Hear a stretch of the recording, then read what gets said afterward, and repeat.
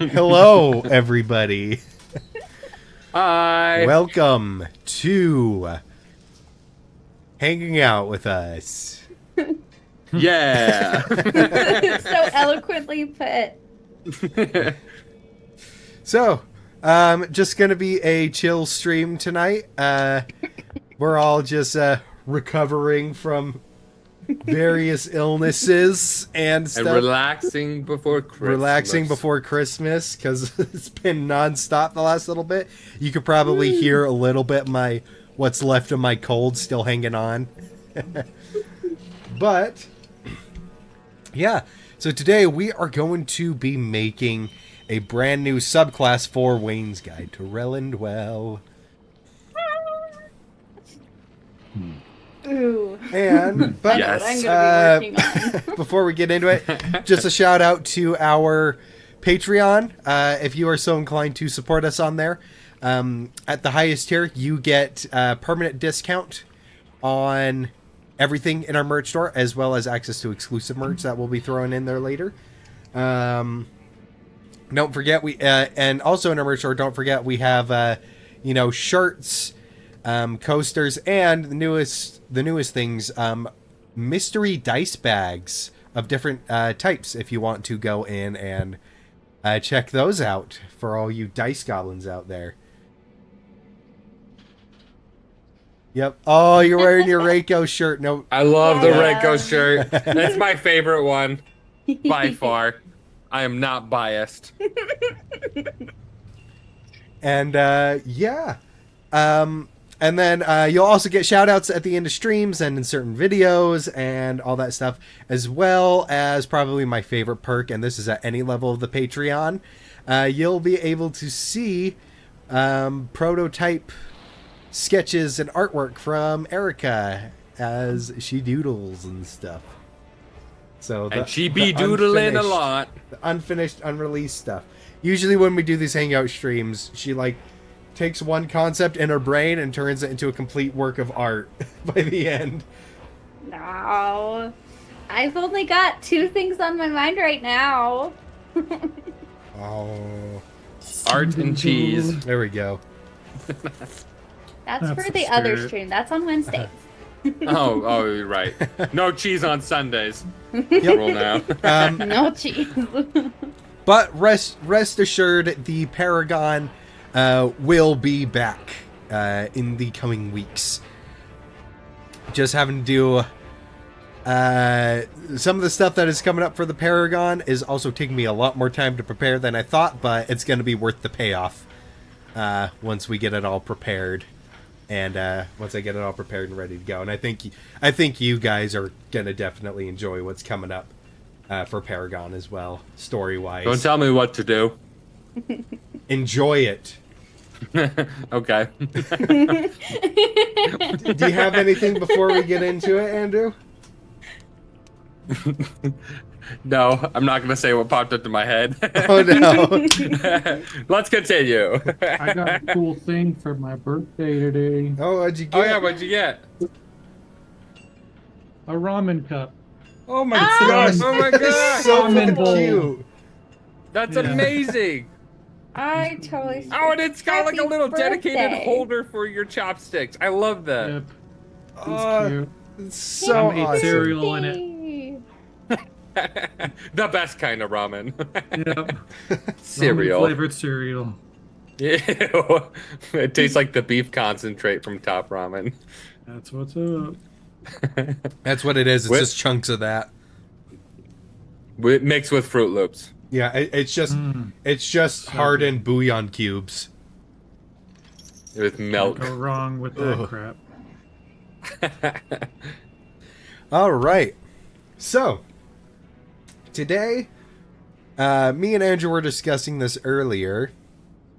We were trying to figure out what class we wanted to work on for this,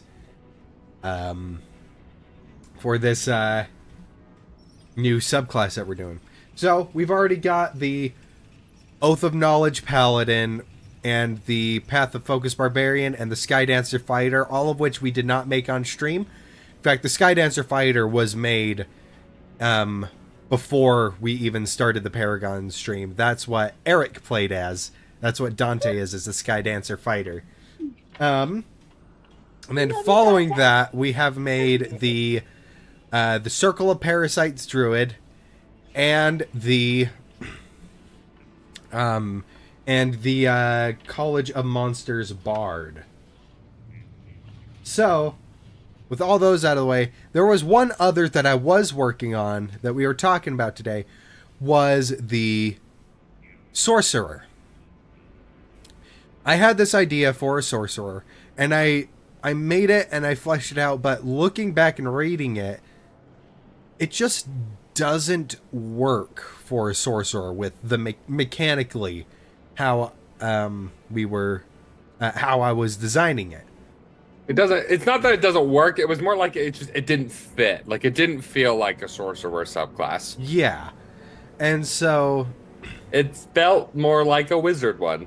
Yeah, so we might repurpose some of the mechanics for that and then reflavor it for that. So we were thinking, well, what would the sorcerer be? Because we wanted to keep that kind of same concept. The concept of what if your abilities, because the sorcerer casts their abilities innately. It's something that is attached to them, something that happened to them in their past or through their bloodline or things like that. Well, what if you got your abilities from a magical item or presence or artifact or something? Maybe it's a magical parasite, who knows? But something that attaches and bonds to you and you can't remove and is intrinsically a piece of you. So, for example, this is just one of the flavor examples that we are thinking of. It is, what if a lich turned your still beating heart into his phylactery? Kind of a deal. Some form of magical artifact is within you, giving you that powers, and you cannot remove it. Or another concept we were thinking of, a magical gauntlet that you cannot remove, that is just intrinsically now a part of you. Or maybe a magical stone keeping you alive embedded in your chest, Tony Stark style. So that's kind of the idea that we... Or a third eye. I don't like your idea, Andrew, because you came up with it. Big old Well, what if I eye. said I came up with basically around the same idea? That is a great idea. Oh, yeah, that'd be awesome, Erica. Thank you. Yeah. Well, Why it's didn't not a third eye. anyone else think of that? It's not It's a third eye. nipple. Oh, dumb. It's no. It's just like right here, like at the top of the pectoral muscle. No. You said item bonded to it, and my brain immediately went to a clock is fused to their face. Ugh, Well, I'm down. Turns out they're just a sorcerer with schizophrenia, and it's just super glue on their face. I'm even more down. they're not even a sorcerer. They think they're casting magic. They're not. They sometimes like More like psychosis than they sometimes schizo. like twitch to the ticking of the clock, because the vibrations are just like going into the yeah. Details. So We'll flesh it out. yeah. So basically, Hey. we're gonna use the template for the Draconic Sorcerer and then fill in our own abilities just so we know what levels they're at. This will be for the 2024 edition, but we will, pretty much copy and paste this stuff and then fit it into the 2014 edition as well, so it'll work for both versions of the Sorcerer. But basically, as you've probably seen, if you've seen any of our previous subclass stuff, we like to, I guess I like to, I like to use the existing subclasses as templates, so I can use all the same formatting and everything. Same formatting, same tables that are on there and everything. And the new Draconic Sorcery is also so good. Just so good. Oh, it looks awesome. But, so, Now, what are we going to call this sorcerer? Of course, this is what Andrew came up with the name. This is the Fused Sorcerer. Unless either of you guys think of a better name. Fused or infused or... And we talked about a couple ideas, but obviously, and we'll flesh it out and go through and everything. But I mean, obviously, if you guys think you got a better idea, or like, oh, well, what if we switch this up or change this, pitch it out. Okay. So we're just gonna do a thing. We'll come back and add all this flavor text later. So we'll go like this.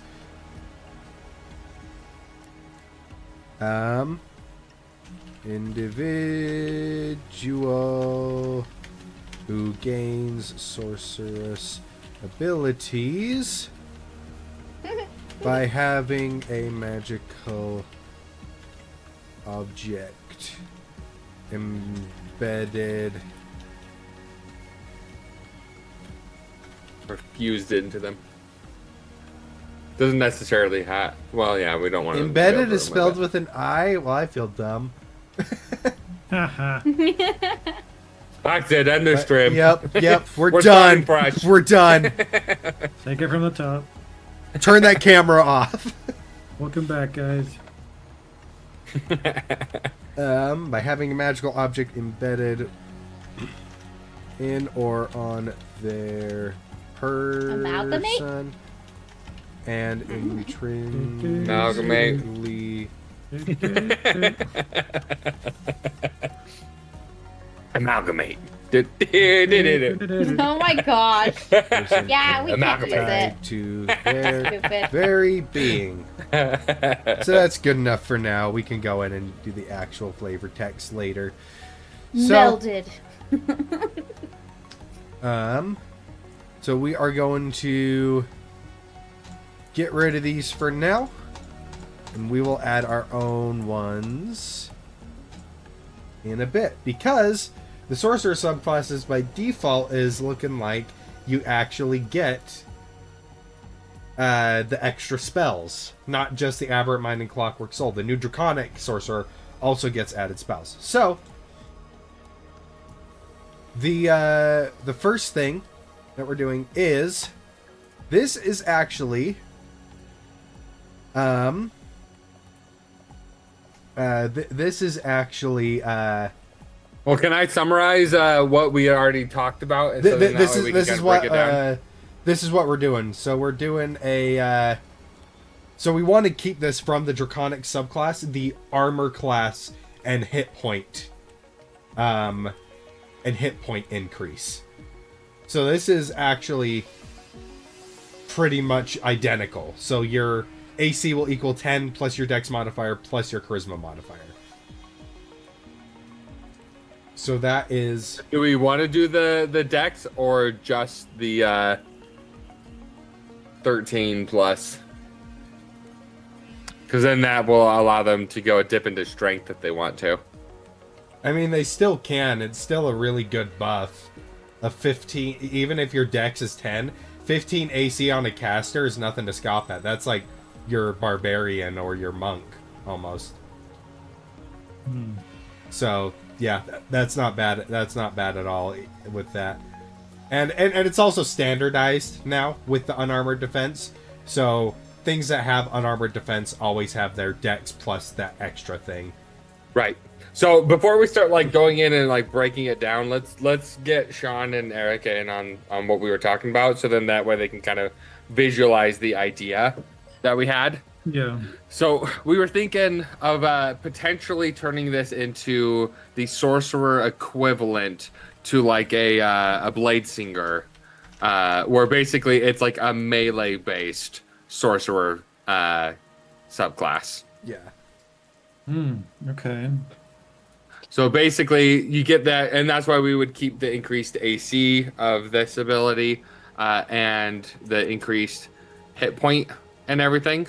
But then basically go in and you can choose. The last idea we talked about, we're like, all right, let's save it for the stream. Was like, what if we chose you know how like with Bear Totem or with like other ones, it's like, oh, you get to choose these features of your subclass, and then this is what you stick with, and then at levels you can get more and all that kind of stuff. We were thinking of like, what if you chose this tree of it, of like, oh, this item is infused with lightning, so then it does, when you're doing your melee attacks, it does lightning damage, but then it has this extra effect at this level, and then this extra effect at this level. Yeah, because you chose lightning, you get these extra effects. But if you chose fire instead, you'd get these effects. Then you get these other effects. So it's I'd say it's closer to the genie warlock, and you make your choice and you kind of stick with it. Right. So it's like, oh, I'm a Elemental, fire you mean? warlock. I'm a fire. I'm a... Not necessarily. It doesn't have to be elemental. That's just an example. Because like you could also do necrotic. You could also do radiant. Those are elemental, technically. Oh, those counts as elements. I mean, So whenever I think from a video, not from like the four mechanical elements, thing. but from a mechanical From a thing. mechanical. I just count that as elemental damage. Okay. But yeah, that was kind of the idea that we were running with, as far as like, oh, you choose the type that you're doing, and then you stick with that, and then you get little bonuses of being able to do melee attacks, and then at like 6th level you can get your second attack, or whenever you get the subclass thing, it's like, Yeah. oh, now you got 2 attacks, or whatever it is. Yep. But we didn't really get that far. That was more just like the general flavor idea of doing it. And once again, you don't have to go all in on like the melee part, because there's going to be extra effects that you can do. But basically, we want to give like something that is a magic thing is permeating through your body. This magical energy is permeating through your body, allowing you to use your magic to let your body do things that it normally wouldn't be able to, kind of a deal. And the nice thing is you can flavor it however you want. You can be like, oh, this thing makes me huge and buff. And I can go and do it. This thing manifests the equivalent of shard plate, and this is what's helping me do stuff. Or it's basically just venom. Right. So I'm like, yeah, flavor-wise, there's a lot of open ability on how you want to flavor it and what it looks like and everything.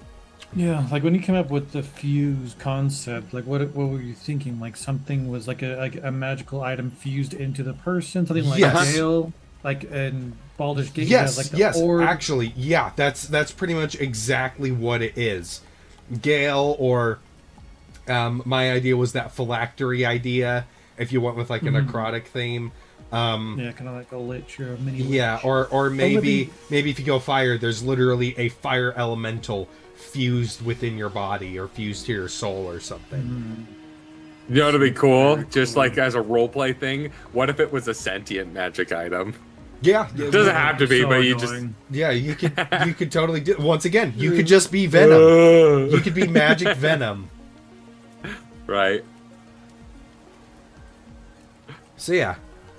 Sounds So awful. the But yeah, there's a lot of fun ways you could try and flavor that too. Like if you have a fiery core, like as your fuse thing, it could replace one of your eyes. Like it's one glowing red eye, but the other one's normal. It's just a weird fusion thing. Like yeah, there's a lot of fun ways you could probably flavor it.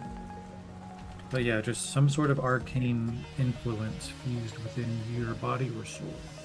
Mm-hmm. And that's what grants you your sorcerer abilities and all that too. It basically unlocks that. Yeah. Chips into all that. And would there be instances? But because it's innate and everything, I would say it definitely can't be removed. There wouldn't be Eric. it basically it cannot be.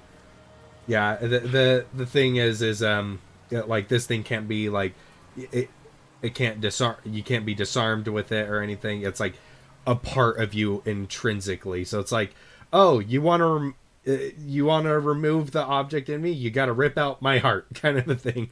Like it's part of you. So it's like losing a body part almost. So it's like narratively, you could do whatever you want with it, because that would be a cool storyline, having the whatever artifact you're bonded to. I'm gonna be Ben 10 then. Yeah. Ooh. There you go. There you go. Yeah, and just freaking polymorph all the time. Is there like a conjuration one you could choose where you just like you transform yourself into things or you teleport? Yeah. Ben 10 it up. That'd be awesome. Because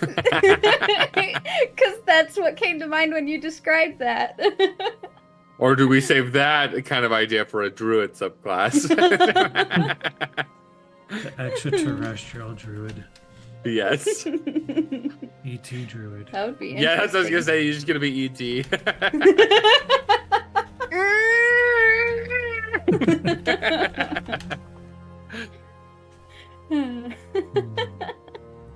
Ouch. Oh my gosh. That's the best. Man, I loved E.T. as a kid. Still do.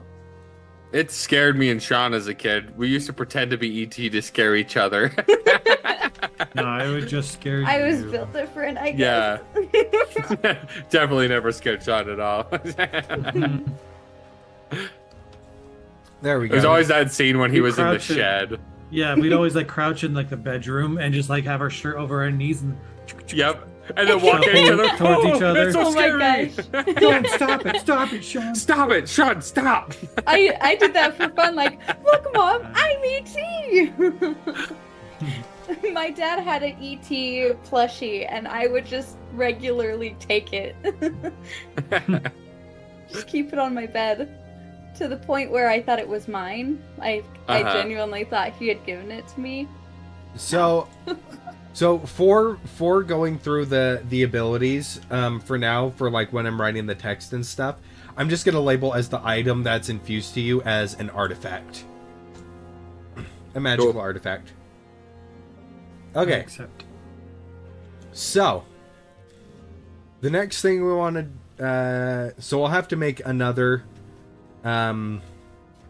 thing for when you first take the subclass for the attacks and everything.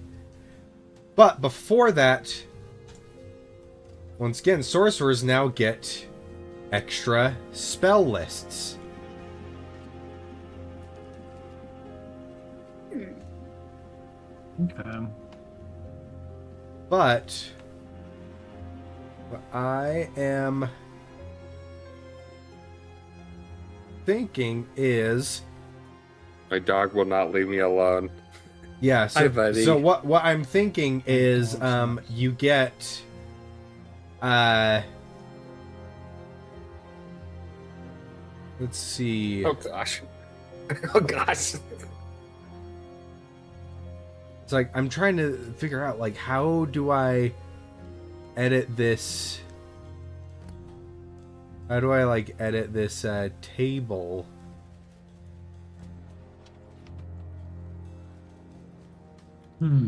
Yeah, so how do I edit this table? Because I was thinking of a spell that you get. Oh my gosh. I'm down, dude. A spell that Oh, that gosh. you get for Sorry. all of them.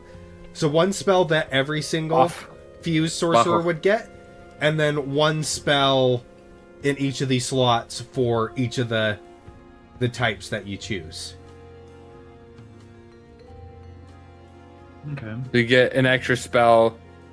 Well, I mean, you could always do it like the Divine Soul Sorcerer, where it's like, oh, you pick good, and that gives you this one. The lawful gives you this one. No, that's exactly what I'm saying.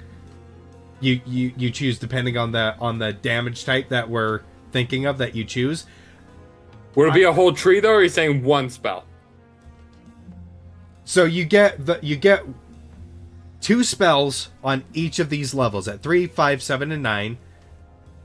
You get 2 spells. One spell is one that every fused sorcerer gets, and then you get one that is for your element. So let's say just for example, these aren't the spells, but all of them get shield. Let's say everybody get. I think that's a good one. Yeah, they all get shield, but if you chose fire, you get I don't know, you get burning hands, or you get burning hands. Although we'll want since you get the subclass at level 3, when you get second level spells, you'll want a first and a second level spell. But basically, yeah. Or you do necrotic, and then you get a different spell that's flavored like that. Maybe you get false life, kind of a thing. So you'll get the universal spell and a spell that kind of matches your element a little bit. How would you code it in to change based on... That is what I am figuring out. So, I think I know how to do it. I think I know how to do it. You could do it as like a branch that opens up when you pick the one before it. That makes the most sense in my head. I don't know how to do that though. I don't understand exactly what you mean by that, but I think I can figure it out. So, Cool. I think the first thing we need to do before we can do that is we have to make the ability that you get at Level 3. Level 3. So you get this at level 3. Name of this ability is Arcanic Origins. I don't know. Artifact Origins. Infused Origins. Something Origins. Yeah. Think something else besides origins.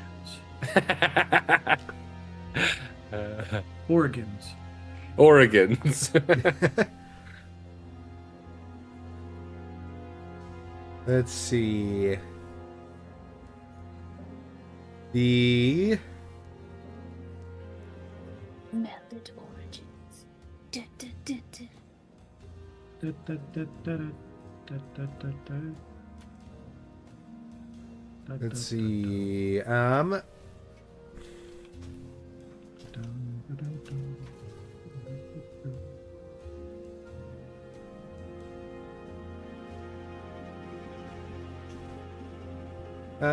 Maybe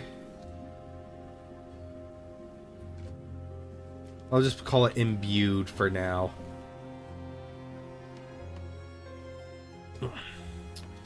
Then description. The artifact you are bonded with. That is infused within you.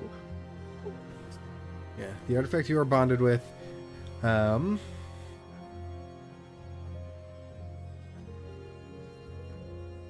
with is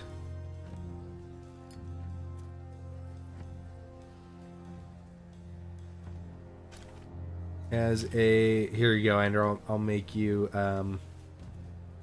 I'll make you happy. The artifact you are bonded to, that you are bonded with, has a specific origin. Nice, you said the word. It giving it different. I'm pretty sure it's spelled abilities. Oregan. Oregon. You didn't even spell that right. I know. Didn't even spell the state right. So, giving it different abilities depending on how it came to be and its source of power. Choose an element. Choose a damage type from the following. So, you can do fire, cold, lightning. Fire, cold, lightning, thunder, force, and then necrotic, radiant. I don't know why I'm capitalizing these.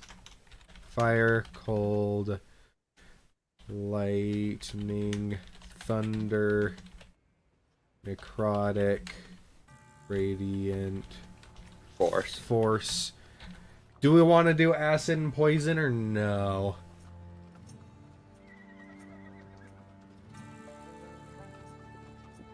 I think that right there is enough to go off of, and if we choose to expound, then we can. Yeah, because So that right there is already a lot of options. Yeah. Yeah, I was thinking, because you had an idea, which we'll get into later, of applying different status effects based off of your element, and it's like, well, that's kind of already obvious for, like, a poison and acid one. You poison them. Ooh. You know. You don't know. I think we should at least do acid as well.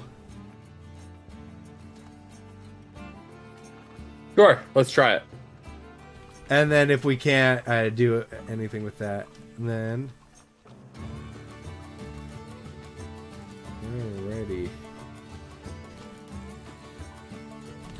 Your choice will determine how your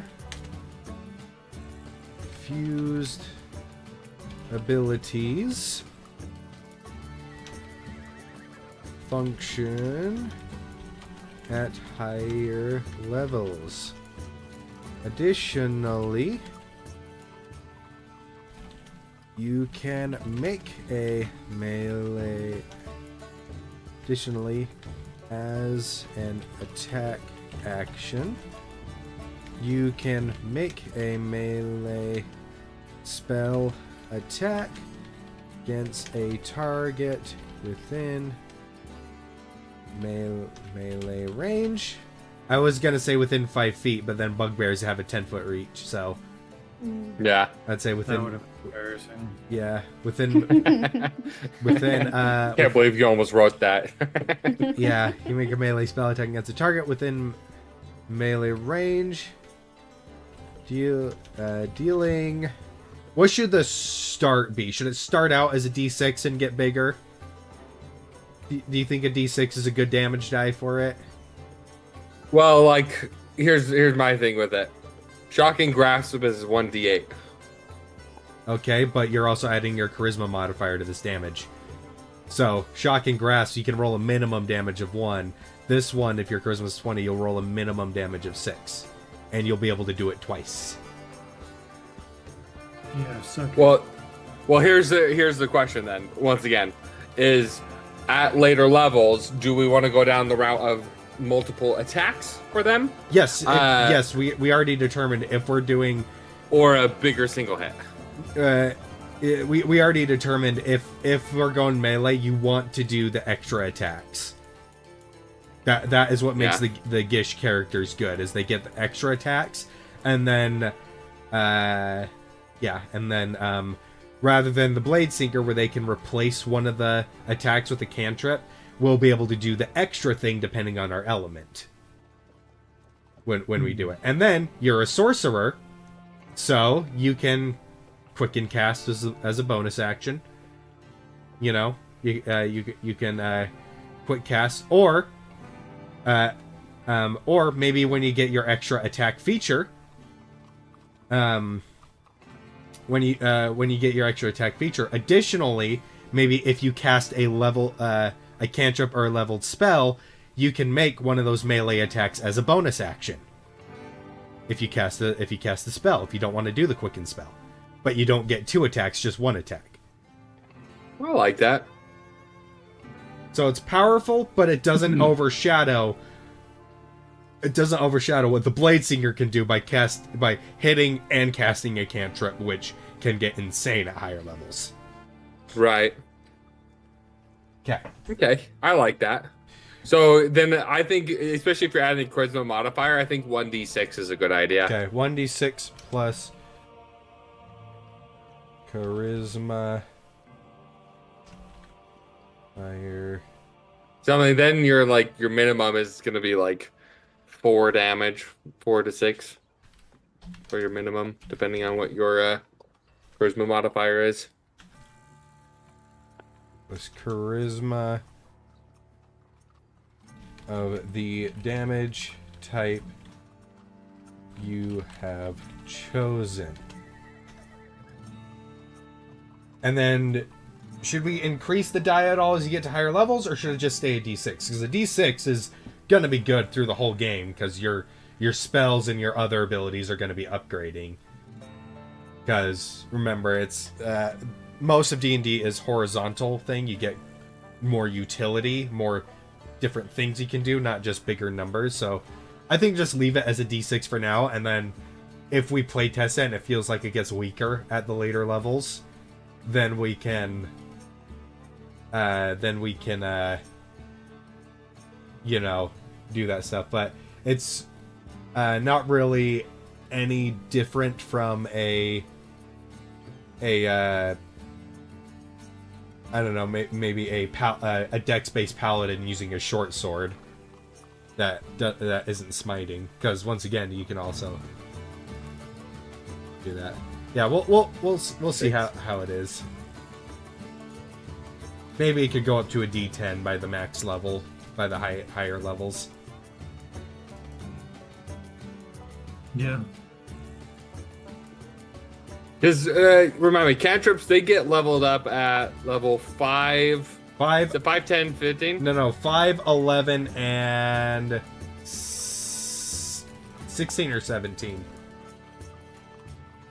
But I know it's 5 and 11 for those ones. And those just double the dice as you go up.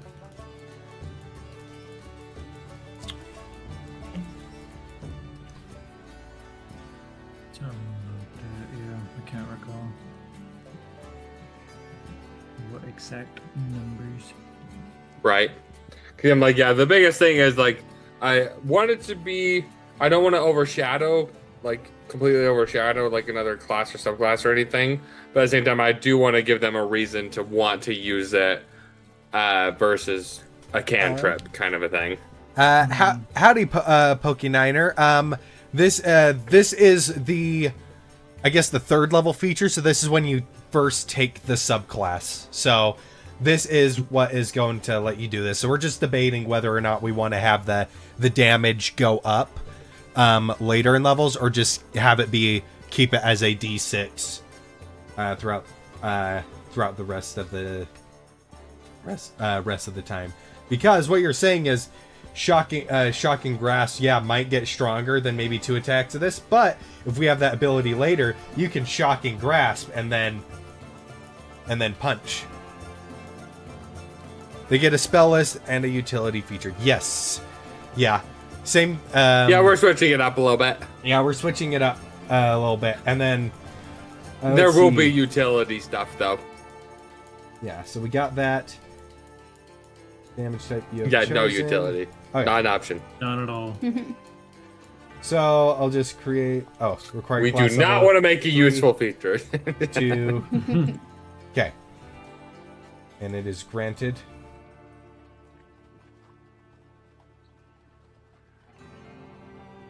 Create class feature. Why is it not letting me do it? Usually if it has an offensive feature, it's because it's going to be needed for later, since sorcerers have a lot of magical versatility in their spell list. Yeah, that makes sense. So yeah, I probably should upgrade. Let's hold off on the upgrades though till we figure out what all the levels that they get it at, and see what other abilities we get, and then we can assign the dice. We can increases. always bounce back too. Yeah, we can assign the dice increases to that. Well, and once again, a way that you said to get around it as well is being able to do the leveled spell and a bonus action of that, or whatever. Just having extra stuff. Why is it not letting me create the class feature? There we go. What is the theme of the sorcerer? This sorcerer basically has a magical artifact or something similar to that imbued within their body, giving them a power. So maybe it's like a gemstone embedded in their heart, Tony Stark style, keeping them alive, or maybe a lich turn them into turn their body into a phylactery, things like that. Netherese orb, perhaps. Requires you to eat magical Similar to items. Clockwork Sorcery. You could flavor it as that. Clockwork Sorcery has interesting lore behind it, set lore. So This is a Clock I was talking about. so It's so come full circle, so baby. yeah, so the Clockwork Soul Sorcerer actually has its lore tied to the realm of Mechanus, which is the plane of order and logic. And so yeah, so the lore is based off that, but people usually like to reflavor it as Clockwork Soul, or, you know, like they got a Clockwork Heart or something like that. So that is a very good reflavor for the Clockwork Soul, but technically that's not what the Clockwork Soul is per the written lore, but obviously you can make it whatever you like. If I had a utility belt, I'd have a compartment for Jello. Alrighty then. Now we're okay, talking. Batman. Yep. That's definitely Adam West. Sounds like Yeah, I think it's like a Artifice. level Sounds 5. like Artificer X Sorcerer. Yes, that is kind of what we're doing. Although it's more like the Artificer made a sorcerer. is probably a little bit more accurate.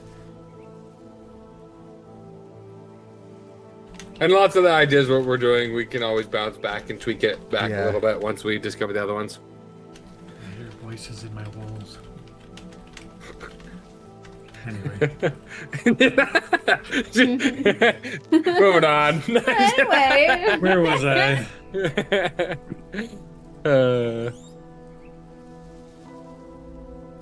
I'd honestly scrap the damage feature and do something similar to an alter self effect and lean into that embodied mechanism.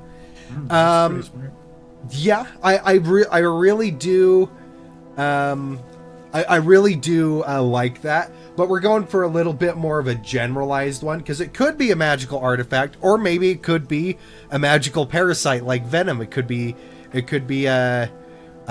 sentient. One of the ideas I had was Alex Mercer from the Prototype games, where it he can morph his body into different things. So it doesn't necessarily have to be like a piece of magical technology. Yeah, and so it's like if you went with the necrotic style, it could be a Lich's Phylactery within you, giving you necrotic abilities and access to necrotic spells. That's why the alter self is kind of versatile. You Yeah. can flavor it for any of them. That I think we could put the alter self on the we don't spell have to do list. we don't have to do exactly alter self, but maybe one of the class features is something similar to alter self. Oh yeah, no, there's gonna be more than Oh damage, no. for Yeah, sure. there's going to be way more than damage. This is literally just the very first feature, and then you're going to get a bunch of other cool abilities on top of it. This is the very first feature that you first get when you pick it, but you're going to be able to get other fun stuff to do, with depending on the choice that you make. Mm-hmm. We're thinking of having some fun utility stuff that you get, which is different based on the damage type you choose, and then different mobility perks and things like that as well. Yeah, so yeah, you'll get You need arthritis. yeah, you'll get extra stuff. If you choose a necromancer class, you automatically have to have arthritis. Asking for friend. Oh, that's what I mean though. At third level, yeah. So not only do you get that, this is kind of like the yeah, they do have another key feature. It's like the Draconic Sorcerer. They get more health and unarmored defense as well. So this is one that a sorcerer that you can run in and do melee with. There's a lot of melee. Yeah. Like this. Yeah, so this is like a It's like a sorcerer equivalent to like a blade singer. blade kind of a singer thing. or a hex blade. Yeah. Yeah. Yeah. Of the type that you've chosen. There we go. Increased AC and health.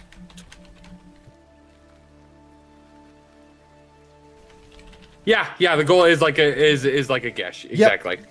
And obviously you can play it how you want, because I know some blade singers that literally do no blade singing, no actual melee whatsoever. But the one thing that we want to do is we want it to be a different kind of a thing. Okay, why is it not letting me create the class feature? Is it giving you like an error code or something? No, it just doesn't let me. It just doesn't. Wait, let me... copy your whole chat, your whole thing, just in case. I already did. Oh, okay. Yeah. This is the second time I've done it. Okay. It just doesn't want me to create it. Here we go.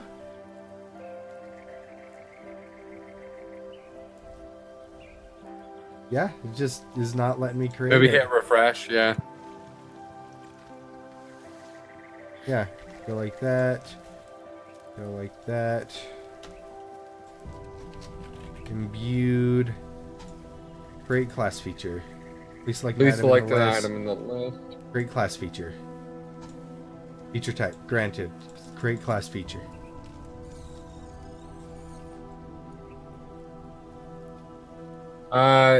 Hit cancel.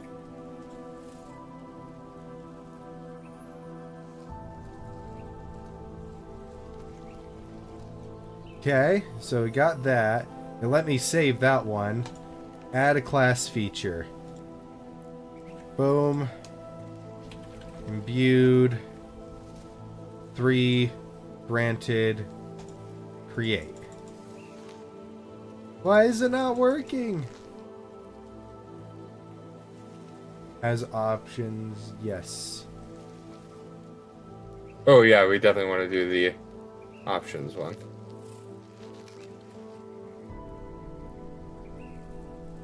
So yeah, he's just not letting me do it.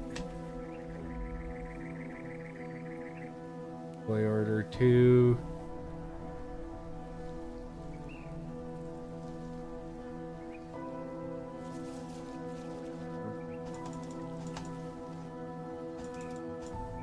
It's just not letting me click it. Hold on. Create class. Back in 14 edition. Yeah, this will have a 14 edition version as well. We'll basically just copy and paste into the correct things, but create class feature button not working. D&D Beyond.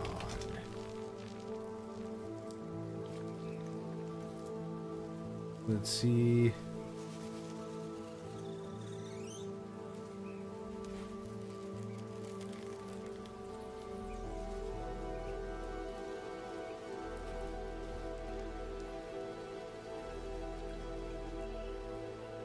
Let's see. I love how most of these, and I say this ironically, I love how most of these forums, it's almost always, yeah, me too. Me too. Me too. Me I have the same problem.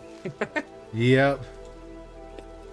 This says feature type to replacement and then keep it as none is what he said, and it works.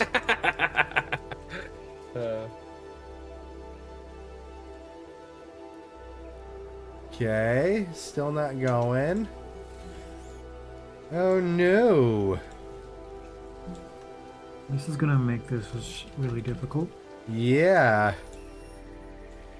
You might have to write it down on paper and then put it in later, kind of thing.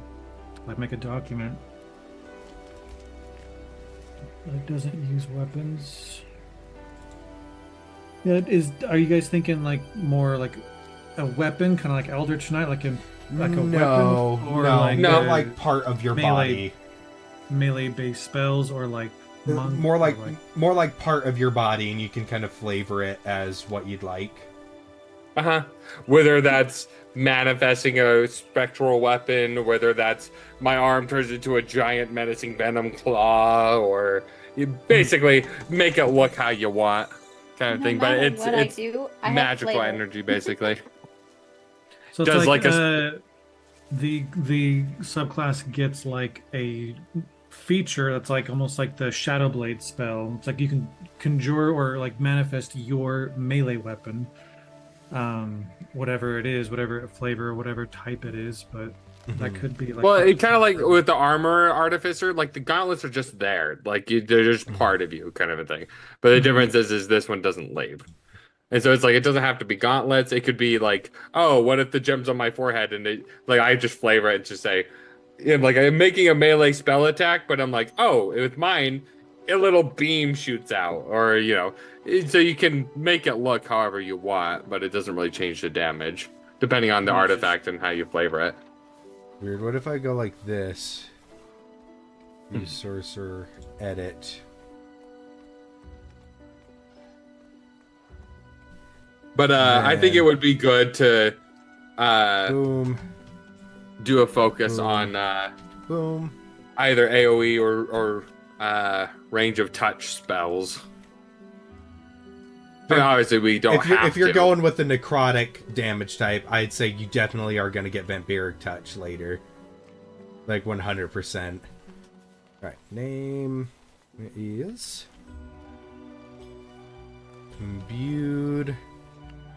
I went out and back in as options. Granted, great class feature.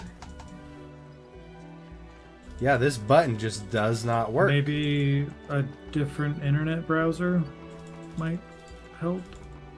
Yeah, maybe. Chrome or Brave. I'm in Chrome. Let me just go. That's what helped with me and Nikki with figuring a lot of stuff out. Do Opera GX.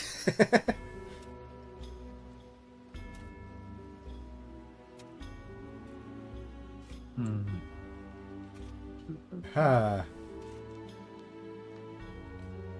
And you just go like this. Usually, Google Chrome is the more compatible one. Yeah, usually. Desktop exposed. That's his idea for a Warforged gunslinger. Whoop.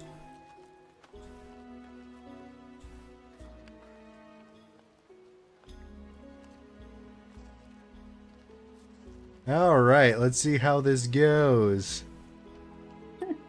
Flava Flav, use Firefox.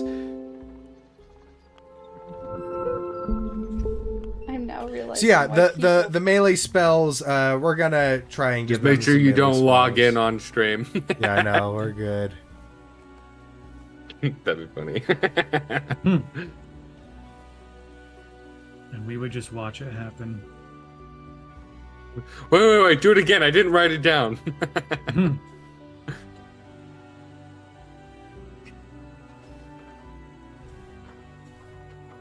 But yeah, so I guess in the meantime, what are some Right. I guess spells that would be a good fit for some of these? You can always give Melf's acid arrow as an acid one, or acid spray, or actually Tasha's what is it, caustic brew is a potential one. Tasha's caustic brew is a fun one. I mean, if we're going like melee, Okay. booming blade's a really fun like spell sword ability. Booming blade. Right. Yeah. The downside to picking ones like Shadow Blade, Vampiric Touch, things like that is you'll cast them and then it's you're in melee range, but then it's still, either or. It's it still replaces it. And remember, bonus action when you can. Oh yeah, that's right. Yeah. Acid phlegm.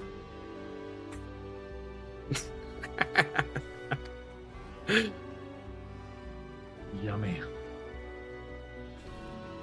It's basically what my oh yeah, inflict wounds, yeah, duh. It's a great one. Do that for necrotic damage.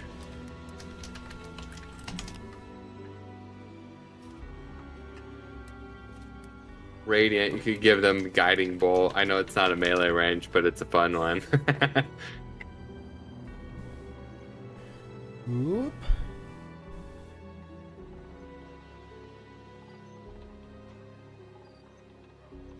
In the meantime, what are you working on, Erica? Go like that. Boom. It's changed so many times because then I'm like, wait, I want to do this. Wait, what about this? Wait. So I don't know, but I did I did send you a realization I made when looking for reference pictures for what I've finally decided on. Let's see.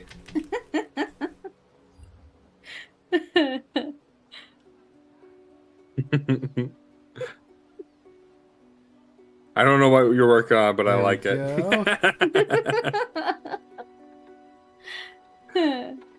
It's a very solid difference between the two. The first one, the funky one makes me want to draw goofy looking. That's like the bird equivalent to this. Yeah, it is. And I'm tempted to use it because it's goofy looking and it's funny, you know?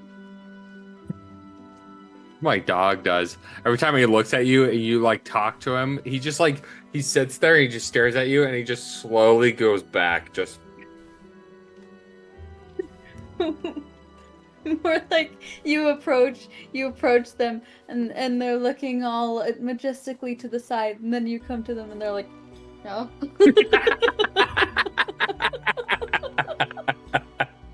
Chaw, what you want?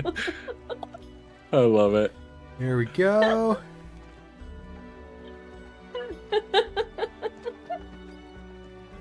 That was flawless, Erica. That was awesome. Did you get logged in yet, Gavin? Yep. I guess I use Opera GX now.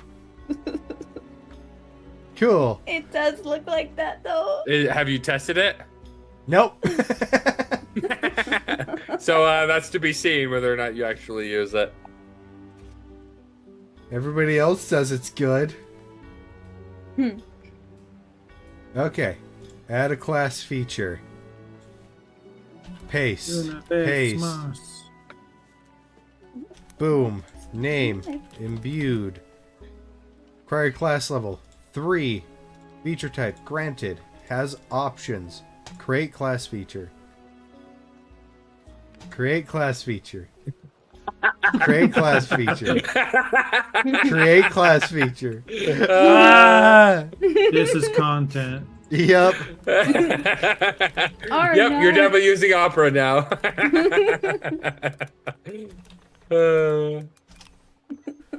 Now you can be mad in song form.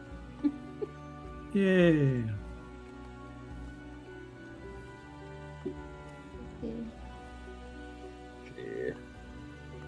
I didn't realize how much ambience the music was giving us. Yep. until it I know, was right? gone. And let me try. I'm gonna log in and see if it will let me do it. Yeah, that's bizarre. I've never had this happen before.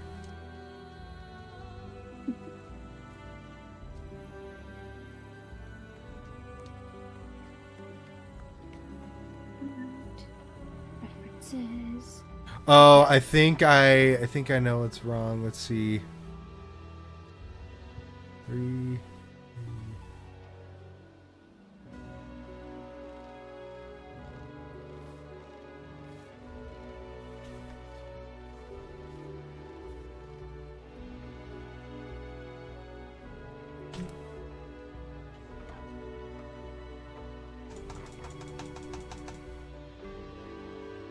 Let's see.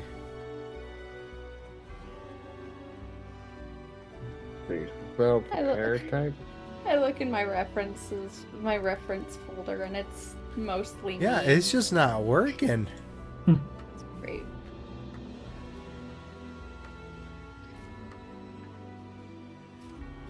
Did I? Save changes.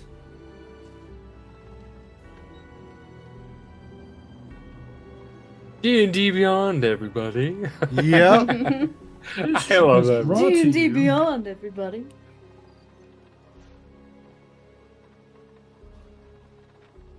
Says clearing your browser cache can help. Be shocked if it did, but sure. I mean, it works with a weird glitch I get at work randomly. Yeah. There's been moments it's helped, but just none that are real. I'm just like, how do I clear my cache on this one? That.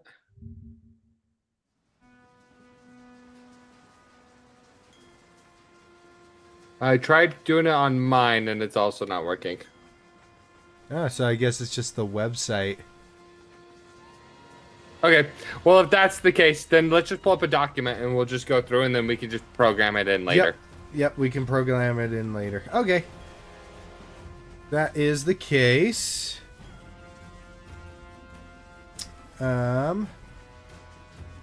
We can just pull up a Google Doc. Drive. New. Let's make Doc. these first. Okay. And the fuse sorcerer. Okay. So let's go like this. Then. Yep.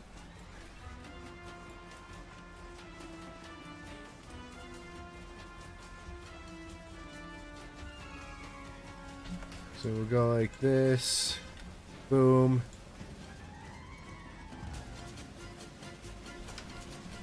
Viewed. Then we can do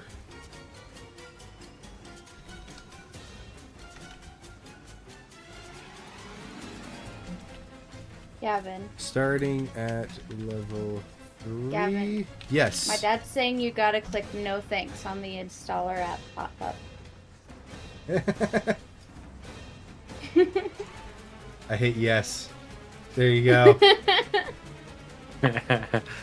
No. What have you done? And he said to tell you to try Firefox. Nah. Don't like Firefox. Okay, so we're just gonna go like this. I mean, use Firefox is like 2011. We'll just go like this. Level 3. Then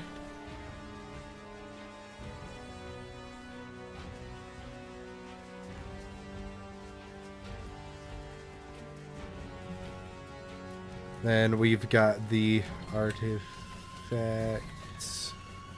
Can you share the Google Doc on Discord so I can read it a little bit better? You'll lose the music. Oh, will it? Yeah. Alright. Well, that was a strange setback. Yeah, first time we've had D&D Beyond not work. Yeah, I tried doing it on my end on 2 different browsers, and each one, same thing. I couldn't hit the button. Artifacts. Augmentations. And we're going to go with this.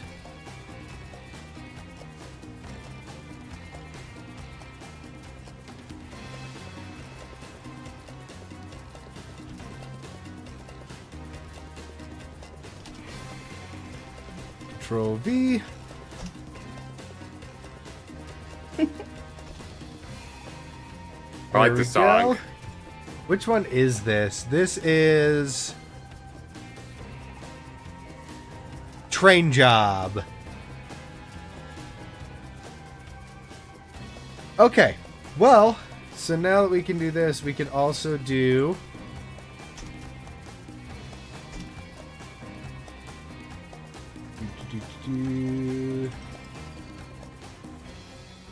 let's up this font size because it's bugging me.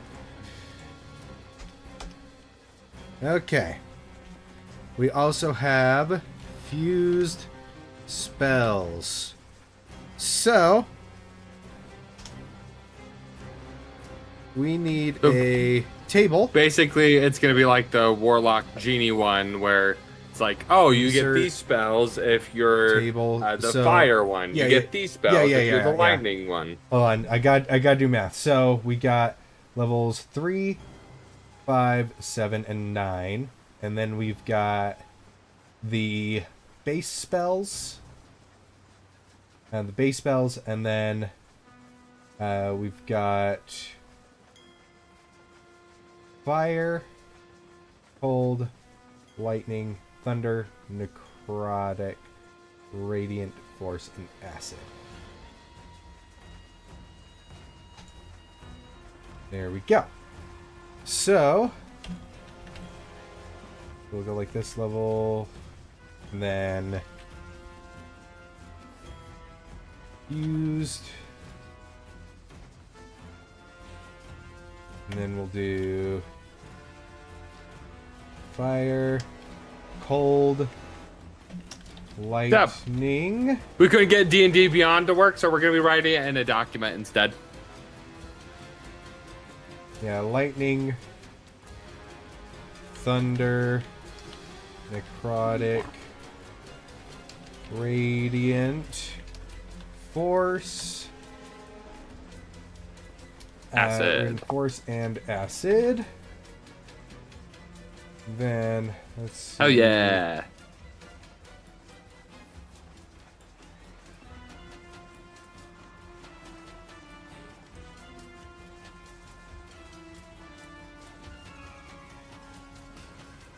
Where's the rest of the table? I made it bigger. Roll down. I can't. That's everything. Oh. Why is it this? There. What if I go like this? Push it down to the next page. And then do it. So push this down to the next page just for format's sake. All right.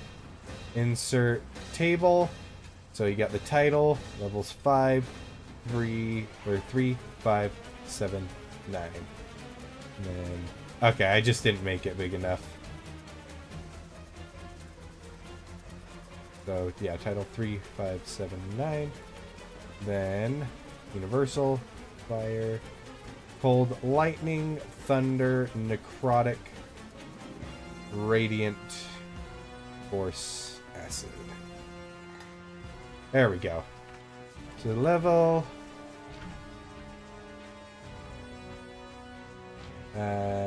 Fused, fire, cold, lightning, thunder, necrotic, radiant, force, and acid. Okay. The levels 3, 5, 7, and 9. Okay. So, now that we have all of that, let me pull this up. There we go. It's happening. You saw a cool thumbnail on YouTube.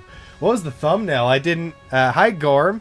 We're just making a sorcerer subclass. I don't know what the thumbnail would be. It could be my desktop background of a... Yeah, probably. Probably. Yeah, it's my Warforged gunslinger. It's just my desktop background. So, yeah. Looks like it would be from the movie 9. Oh, that would actually be a really cool Warforged idea. Everybody plays a Warforged. But yeah, we are making a Gish sorcerer subclass. Alright, so basically so for the third level, so for all of these, we need for the level 3, we need 2 spells for each thing of first and second level. So first things first,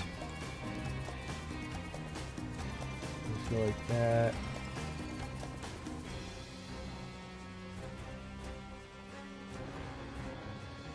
Yeah, it's gonna look really wonky, but we can edit it later. It's gonna look really wonky and clustered together. But we can just go like this, that, that, that, that. It's not working the way I wanted it to. Alright, that should be okay for now. Alright. Yeah, that's the image you saw. It's rad as heck, and I thought maybe you were making an artificer. Sadly, no. You cannot make artificer things, because these are going to be included, and things we'll be making later. So, sadly, you can't make artificer subclasses for official content. That attitude. Yep. Okay. So, what we need to do is... Let me pull this back over here. We'll swap tabs. So, let's go over D&D spells. So, I'll be back in like 2 seconds.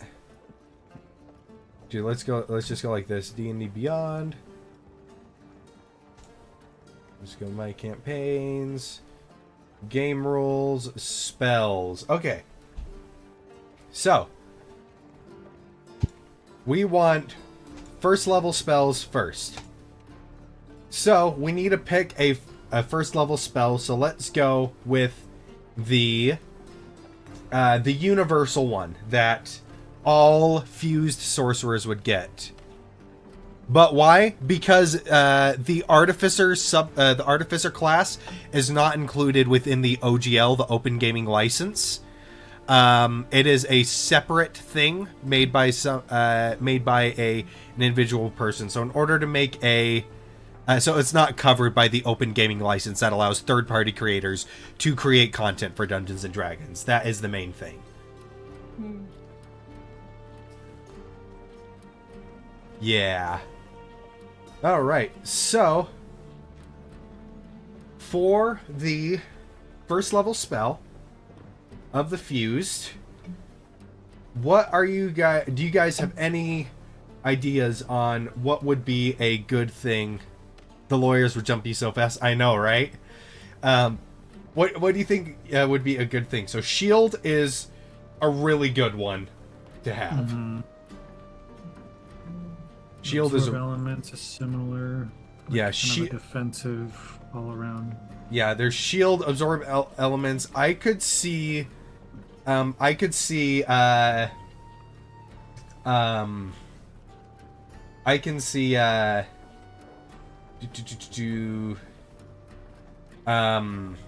was it? Compelled duel being an interesting one. That could be an interesting one, yeah. Yeah. Is that a level 1? Yeah, it's a first level. Yeah, so we're gonna go across the full first level table, and then the whole second level table. So we're trying to think. This is the universal one that all fused would have. Let's see. We could do.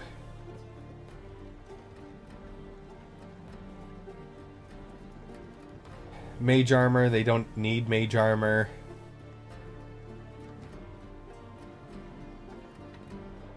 Shield. Alter Self is always one too. Mm-hmm. Yeah, I would say. I'd say yeah. Shield, absorb elements, or alter self. What does? Where's the alter self? Oh, alter self is not first level. I believe it is. I believe alter. Let me just check. Alter self is second level. So yeah, so we need a first level one. So yeah, so we got compelled duel. I mean, you have second level spells at level 3. I know, but you get the first and second level. So we're going through the whole first level, all the spells for the first level, then all the spells for the second level, then the third. Do that. So we can add alter self as a universal one, but we're just doing first level first. Okay, I like Alter Self, personally. That's a second level spell, which we can add, but we're doing the first level first. Then Shield. Shield over absorb elements. Are you guys in agreement? Shield would be, yeah. That's a good Okay. one. All right. So, shield. All right. Now we need our first level. Actually, I'm gonna go like this. Unbold and underline. Shield. Burning Hands for fire. Like that's like a given. Yeah, we're doing like this is the for every class. Level one No, spell. no. Yeah, Not for every element. we're going horizontally across the table. So all the first level spells, and then all the second level spells. So we're going horizontally and filling it out that way, so we don't have to keep jumping pages. So the fire first level spell is Burning Hands. Now we need the cold first level spell, and I am thinking there are two.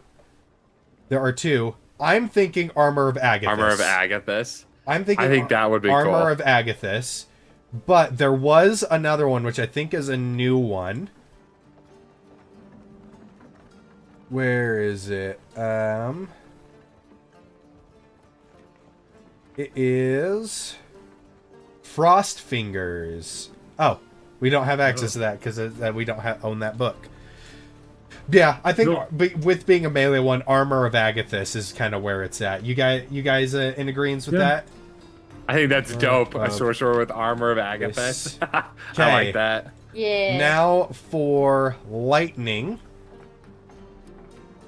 Lightning bolt. And that first level. Yeah, so it doesn't have to be something that does lightning damage, but it can be something that Thematic. could thematically fit. No. So, because for example, I think lightning bolt, I'm thinking speed like lightning. If there's no like good lightning kind of a thing, maybe long strider. Possibly. Fire, false life. Or Featherfall, that could be a interesting one. Fog Cloud, actually. I think that actually might be a good one. Featherfall or Fog Cloud.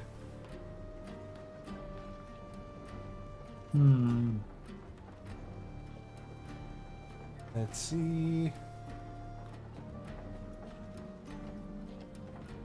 Magic Missile, Sanctuary, Searing Smite Shield, Silent Image, Silvery Barbs, Snare. Another one is Expeditious Retreat. Yeah. Yeah, that'd be a good one too. What does this one do? Lightning is that's all agile. necrotic. Right.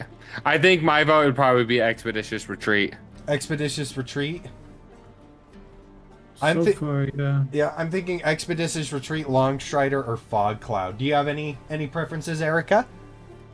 Once again, if it doesn't work, this is still version 1. We can always go in and change it. This is our thing, so. Yeah. I mean, Fog Cloud has the most drama to it. Yeah, because I'm thinking like a lightning cloud, a thunder cloud that you're would be super summoning for it. How does Fog Cloud work again? It's do you remember when Vivi opened the smoking bottle when you were fighting the spine shells? Yeah. That's what it is. It's like that, just on smaller. It does require concentration, but it's basically it's heavily obscured, which means things can't see you, which means they have like it's basically just provide yourself cover. Well, it's a good way to defend from range attacks. Yeah. Yeah, it's a bit of a double-edged sword. But Yeah. Because you also have to it's- fight in there. It's got some good utility for it. Okay. So, That or Expeditious Retreat. because the Expeditious Retreat makes sense too. It's like you're moving like lightning, you're fast and everything. Speedy. It's the flight. Does that give you movement bonus, or is it just you can? It lets you dash. just don't- It lets you dash as a bonus action as long as you're concentrating. Is what it does. But doesn't it also make it so you don't provoke opportunity attacks? Nope. Lets you dash as a bonus action. That's disengage. I'm thinking Fog Cloud I feel like Fog Cloud just has a bit more theme to it. Just a bit more tasty flavor to it.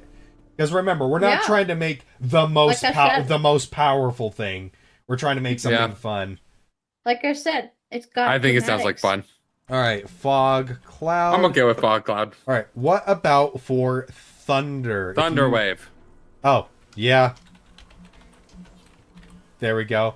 Necrotic. We got two things for necrotic. Inflict wounds. There's inflict wounds, but there's also false life, which is the tanky, which is a survival-based one. I'm not too fond of false life personally. Well, we'll see if it got. Does false life require It does not. closeness?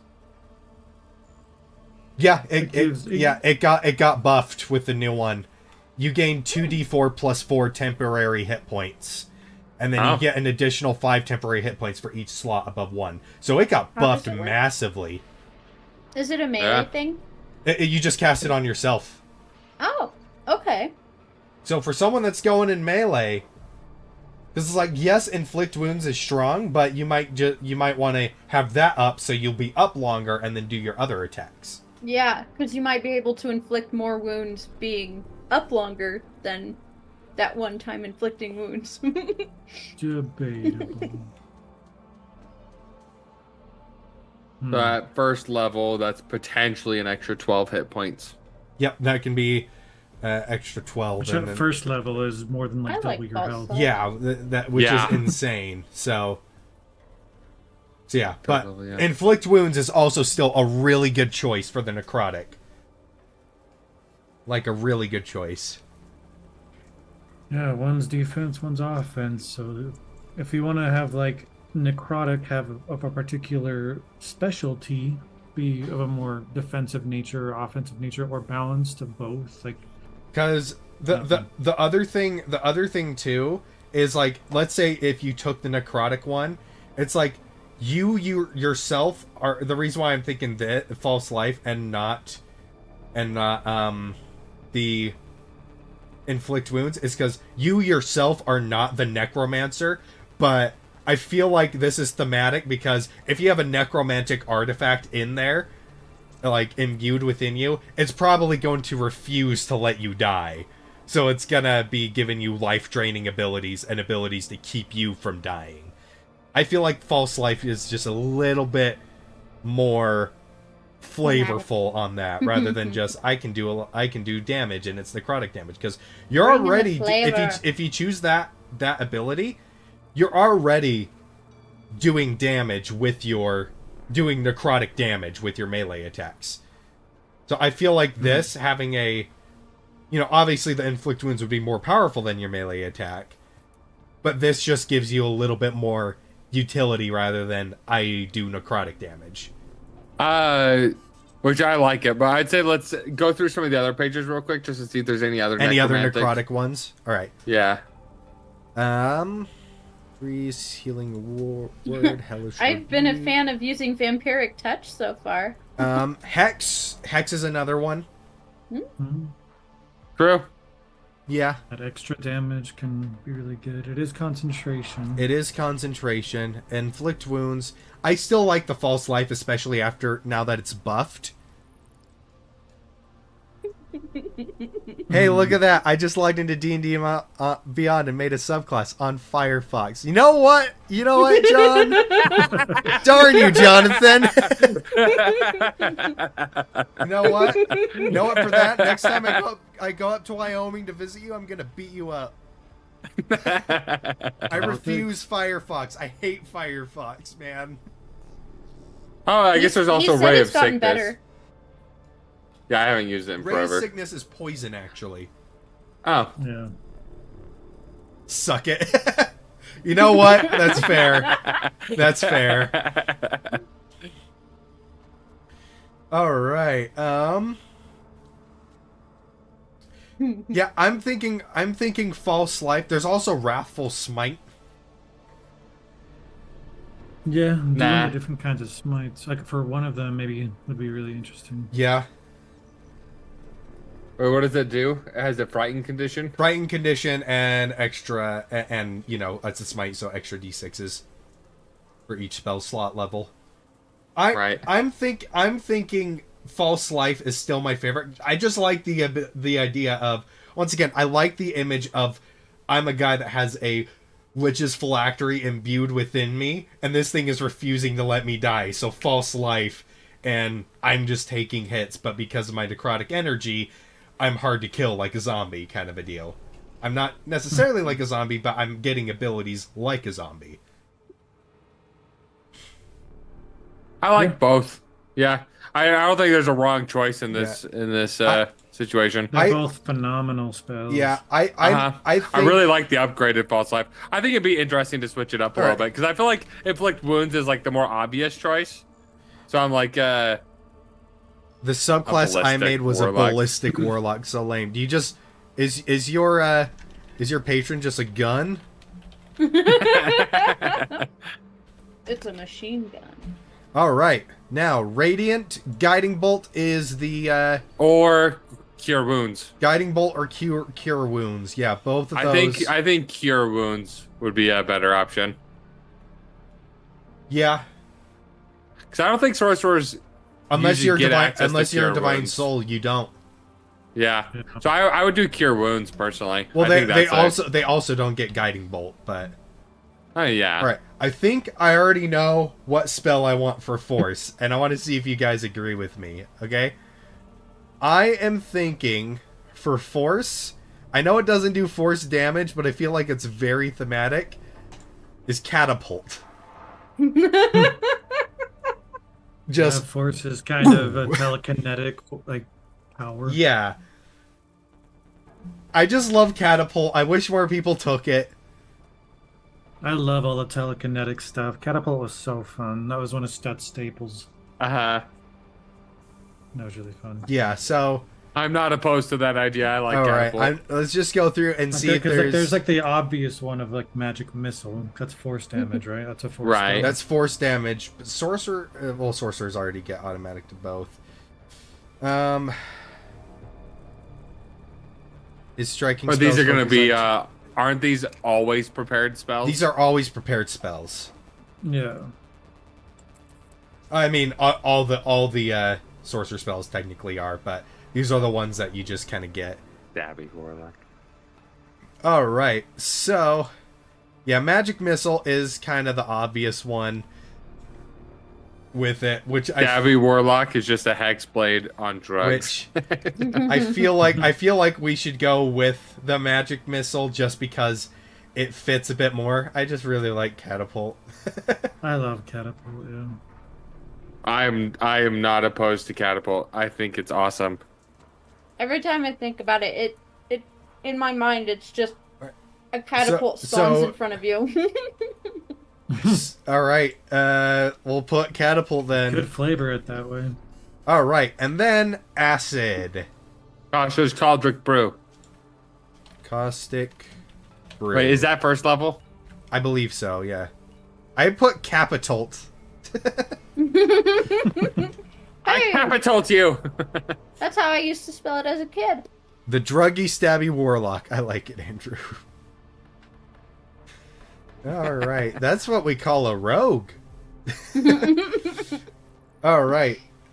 So acid is caustic brew. I think they just renamed it to just caustic brew over here. Oh no, looks like they didn't. Is Mel's acid arrow also Yep. level? That's a second level, I believe. Tasha's hideous laughter. Tasha's caustic brew. Yep. Okay, we got the caustic brew right there. I believe, yeah, Melf's acid arrow is a second level spell. Okay, I think that is the whole. Yep, that's the whole first level table, the whole first level, and then now we'll go into the second level. Alter self. Yep. So the universe one is alter self. Do you get access to 4 spells with the other subclasses, or is it just 3, 2? On level 3. Yeah. I don't remember. You can look it up. You're at your computer.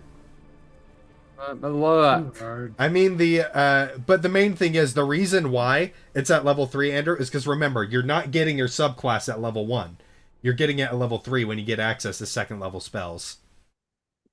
Well, I know, but what I was wondering is, we're gonna do 2 fuse and then one of the other ones. That's what I was wondering. It looks like all the other subclasses get anywhere from 4 to 5, so we could do 2 of each. You get 2 fuse ones and 2 of your specific one. Not a Yeah, 3rd level. I'm looking at the other subclasses.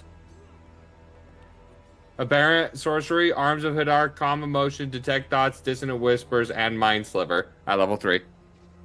the Mind Sliver is a cantrip. But but then also no, Clockwork, Andrew, Aid, Alarm, Lesser Restoration, Protect from... Clockwork Soul and Aberrant Mind are not updated to the 2024 version yet. I'm on the 2024 version. Yes, but their subclasses have not been updated to the 2024 version. Those are extra content. They have not received the update for 2024. No, quite literally, I'm in the 2024 sorcerer classes, and these are the subclasses listed. When you're creating a character, right? No, I'm on the actual main page, like of the class breakdown. But what I'm saying is, each one at level 3, each of them give you 4 spells, except for Aberrant gives you 5. But all the rest of them give you 4 spells that you just have access to on the Yeah, that I will say that's a little bit part of the power creep. I want something a bit more similar to the new Draconic one. Look at the new Draconic one.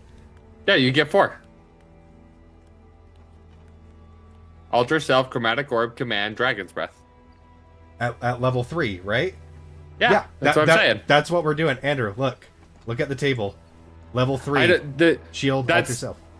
Yeah, that's exactly what I was saying. That's what I was asking, if we were doing 3, yeah, or if we were doing 4. I thought you meant I thought you meant 4 4 first level spells, 4 second level spells. No. Yeah, no. You get your first level spell. What we're doing. Yeah, you get your first level spells, no. and you get your first and second level spells at level 3.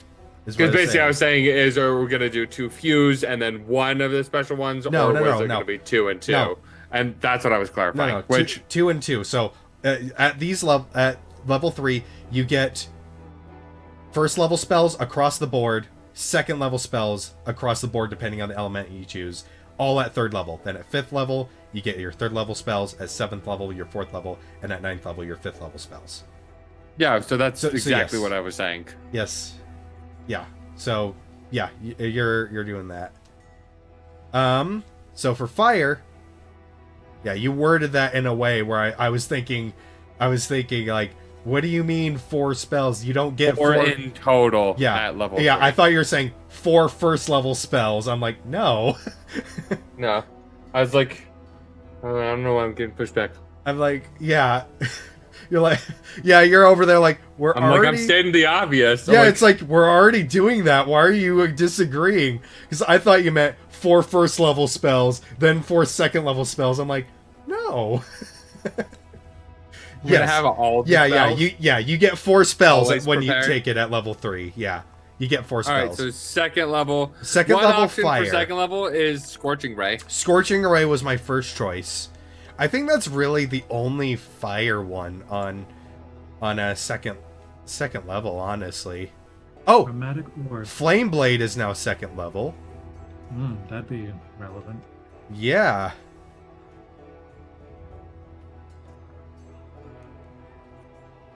That'd be interesting. There we go. On hit, the target takes fire damage equal to 3d6 plus your spellcasting modifier. That could actually be really good. Mm-hmm. Yeah, I like Flame Blade. Flaming Sphere is another one. Nice thing about Flaming Sphere is I've been having fun with that. I've been playing around with that on my cleric. It's kind of a fun spell to use. Heat Metal. If you flavor it right. Heat Metal is just Good one. insanely good. But I feel like that's a bit niche for something that embodies fire in its entirety. Yeah. I was thinking making Necro subclass and making sure to include animating dead parking garage mice. It's so specific. Only the ones in parking garages. Here we go.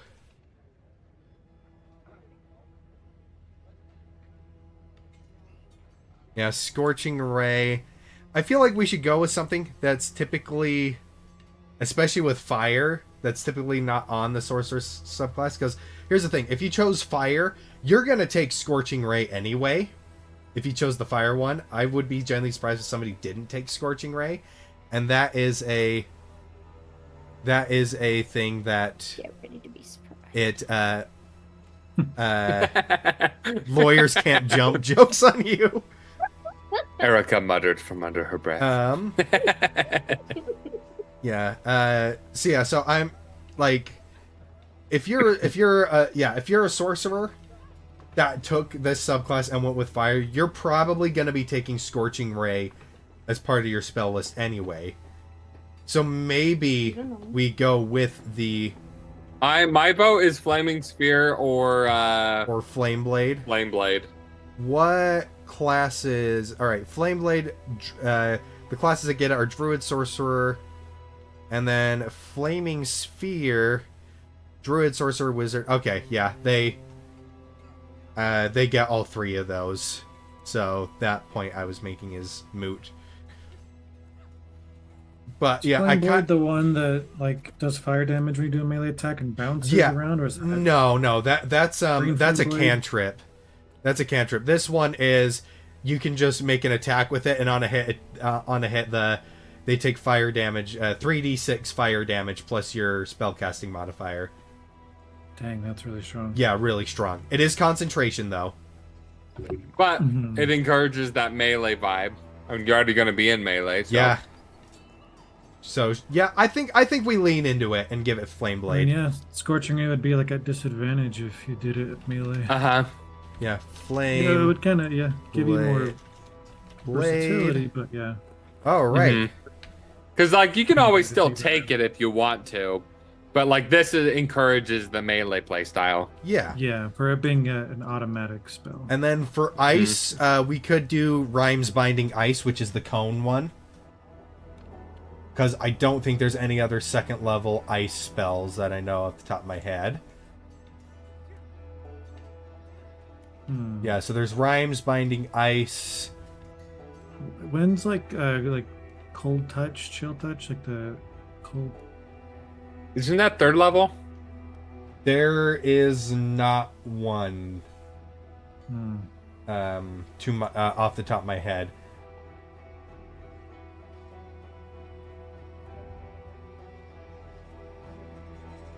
Yeah, I think the only second level one would be Rhymes Binding Ice.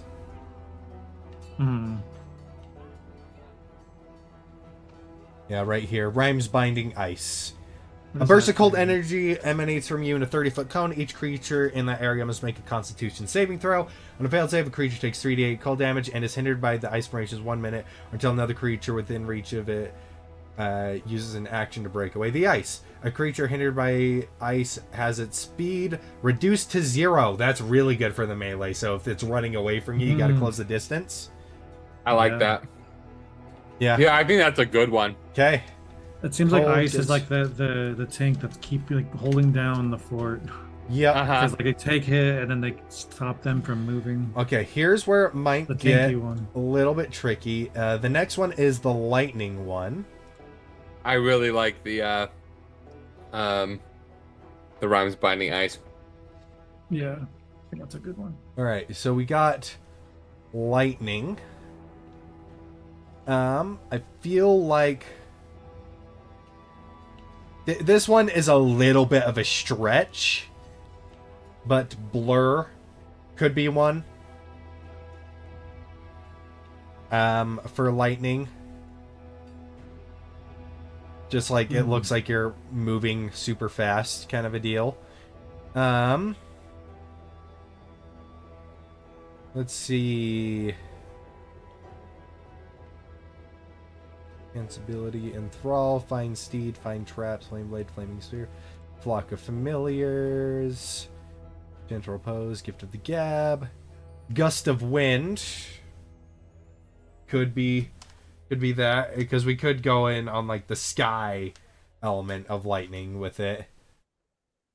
Have it be not just lightning, but storms. Does Gust of Wind do damage at all? No, but it does. 10 feet light blast from you. Each creature in the line must succeed a strength saving throw or be pushed 15 feet away from you in a direction following the line. Creature that ends its turn in the line must make the same save. What Gronak did to us. Oh yeah, that's right. Yep. When is Witch Bolt? That's a first level one. Oh. First level. Yeah. That might have been a good option too. Yeah, maybe we should do that instead of we should do Witch Bolt instead of Fog Cloud. Yeah. Especially if we can't find a good damaging one, because I'd hate to give them 2 semi-niche utility when the others are getting really powerful spells. Yeah. We could, if we want to keep with like the fog kind of a thing, we could give them Misty Step. That's a really good one. Yeah. Bro. Like a pre-Thunder Step. Yeah, we'll go like that. Although Thunder Step's is a little more thundery than lightning, but still. Give them Vortex Warp. Yeah, there's nothing really good for that. So you guys thinking are you guys thinking Witch Bolt into Gust of Wind then instead of Fog Cloud? I don't know if I like the Gust of Wind. I think I'd pick Misty Step sooner than Gust of Wind. But as a sorcerer, you can also like choose Misty Step as well. I mean, you can choose all of these. The difference is it's always prepared. So there's nothing wrong with picking a sorcerer spell. Yeah, because I feel like the lightning should be. Then that just. Yeah. So Fog Cloud, keep Fog Cloud and go with Misty Step, because Witch Bolt also just isn't super good. Don't you activate it with a bonus action? Once it's No. connected. No, once it's connected, it's a full action. Unless they updated it. Unless it got reworked it with the new stuff. But yeah, no. Witch Bolt is... And if you upcast it, it only does its extra damage on the first casting. Okay, it looks like it did get an update. Its range was doubled from 30 to 60 feet. A beam of crackling energy lands toward the creature with lane, forming a sustained arc of lightning between you and the target. On a hit, the target takes 2 d12 lightning damage, so it added an extra d12. On each of your subsequent turns, you can take a bonus action. Yep, it's a bonus action to do it. So yeah, we should do Witch Bolt. Yep. I thought it was still the Fog same. Cloud. Yeah, that Witch Bolt is now insanely good. It went from being one of the worst spells to actually probably one of the best first level spells. Witch Bolt, and then second level is Gust of Wind for some more utility. I like Misty Step. Yeah, I think Misty Step would be good. Misty Step, okay. Misty Step, okay. Because you could give them Misty Step and Thunder Step and just more mobility options. Yeah. Teleport. Well, Thunder Step would be in the Thunder Tree. Oh yeah, I guess that makes sense. Yeah. Lightning Step. And then, of course, Thunder just gets Shatter at second level. Easy.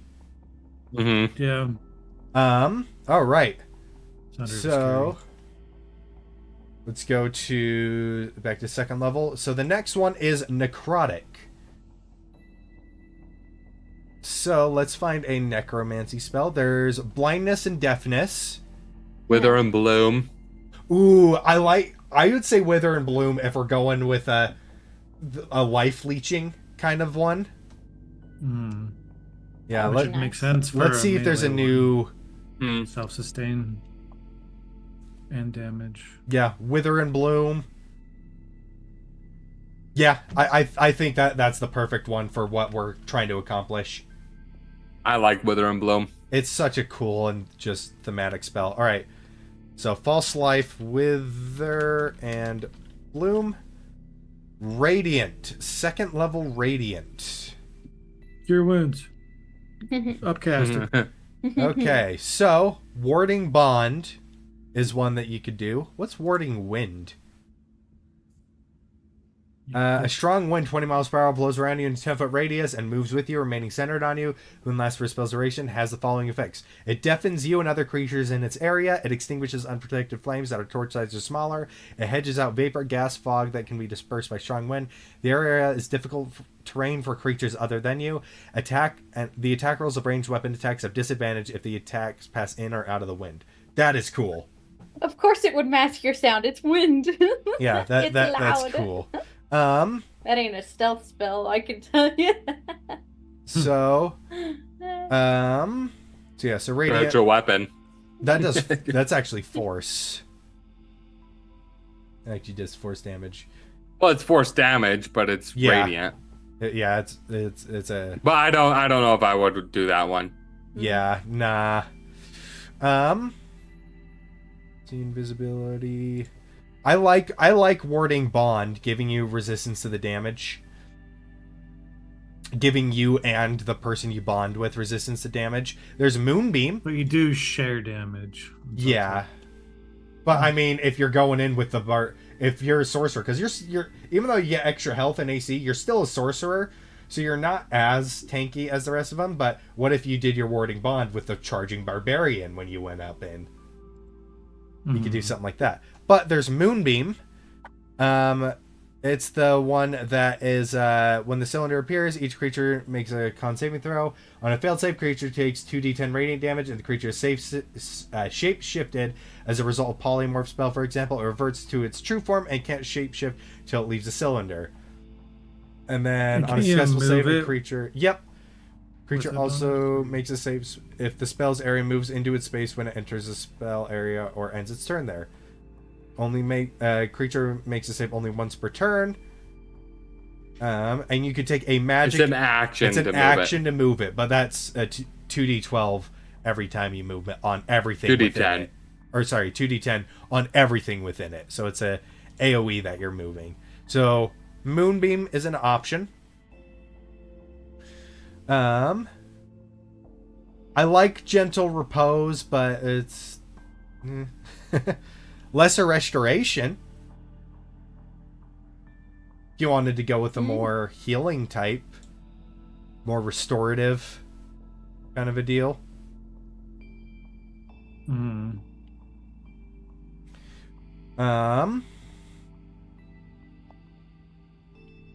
Let's see, and nothing else. Aid. That's really good, actually. Choose up to 3 creatures within range. Each target's hit point maximum and current hit points increases by 5 for the duration. And another 5 for each spell slot you upcast it with. That's really good, because it's you and everybody else. I'm personally thinking Aid or Warding Bond. I don't know if I like the Warding Bond. And Aid. I've always personally thought Aid is a little underwhelming, since it's a one and done.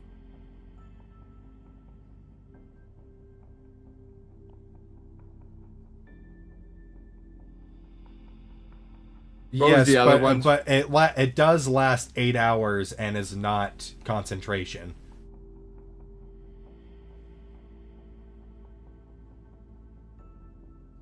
Give everybody. The other one was Moonbeam, which is like a beam of moonlight that stops shapeshifters and does the radiant damage. Wait, scroll up on this page.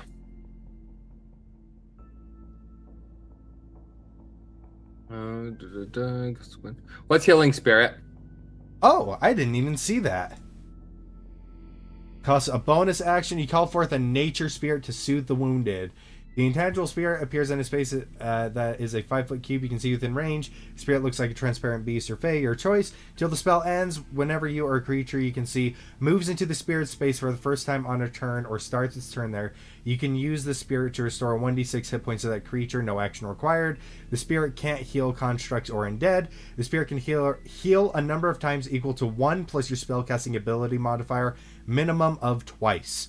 After healing that number of times, the spirit disappears. As a bonus action on your turn, you can move the spirit up to 30 feet to a space you can see. At higher levels, when you cast a spell using spell slot 3rd level or higher, the healing increases by 1d6 for each level above 2nd. Now, I didn't even notice that one. That one's really good. I like that more than Aid. Yeah, I like that more than Aid as well.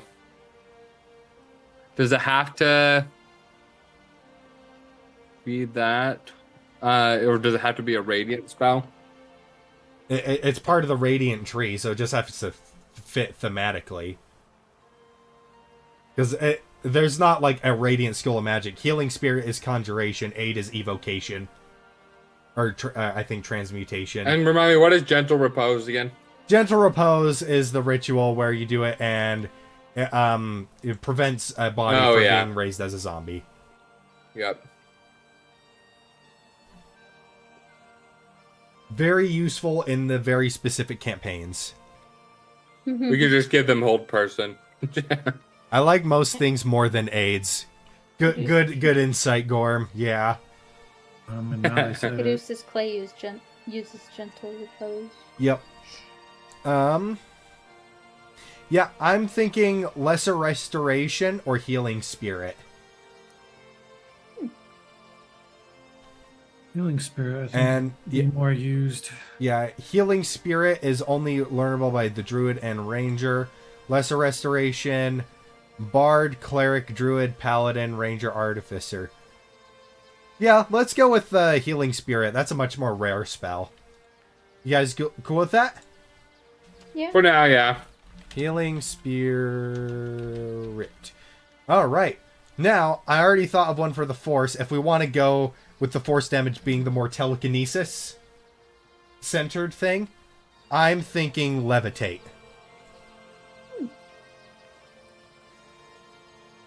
Levitate's a good one. Yeah, that was one I was thinking, but I'm curious what else there is. Yeah, so let's go to the first page. That's what I'm here for. Hot takes never before seen.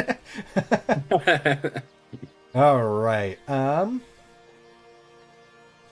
Arcane Lock. What is Arcane Vigor? Oh, you can just roll hit dice. Augury, Beast Sense, Blindness, Deafness. Blur. I could see Blur being a Force-related one. Maybe Cloud of Daggers. That one's a bit of a stretch. Madness, Darkness, Detect Thoughts. Dust Devil, Earthbind, Enlarge, Reduce, Enthrall, Find Steed, Find Traps. Flaming Stuff. Gift of Gab, Gust of Wind, Healing Spirit. Gust of Wind is like force, but it's it's wind. It's not like force, Yeah. but you can flavor it as force. Hold Person could probably Force of be. wind. Hold Person Yeah. could probably be a good one. Hold Person where you're like telekinetically. You're forcing them to stay still. Yeah. Ah, there you go. Kinetic Jaunt. Mm. This is actually really good for like the class itself. The walking speed increases by 10 feet. You don't provoke opportunity attacks. This is the one that you were thinking of, Andrew. Yeah. Yep. I get this one and Expeditious Retreat mixed up all the time. Yeah. Yeah. So Kinetic too. Jaunt, I think, would actually be really good for Force.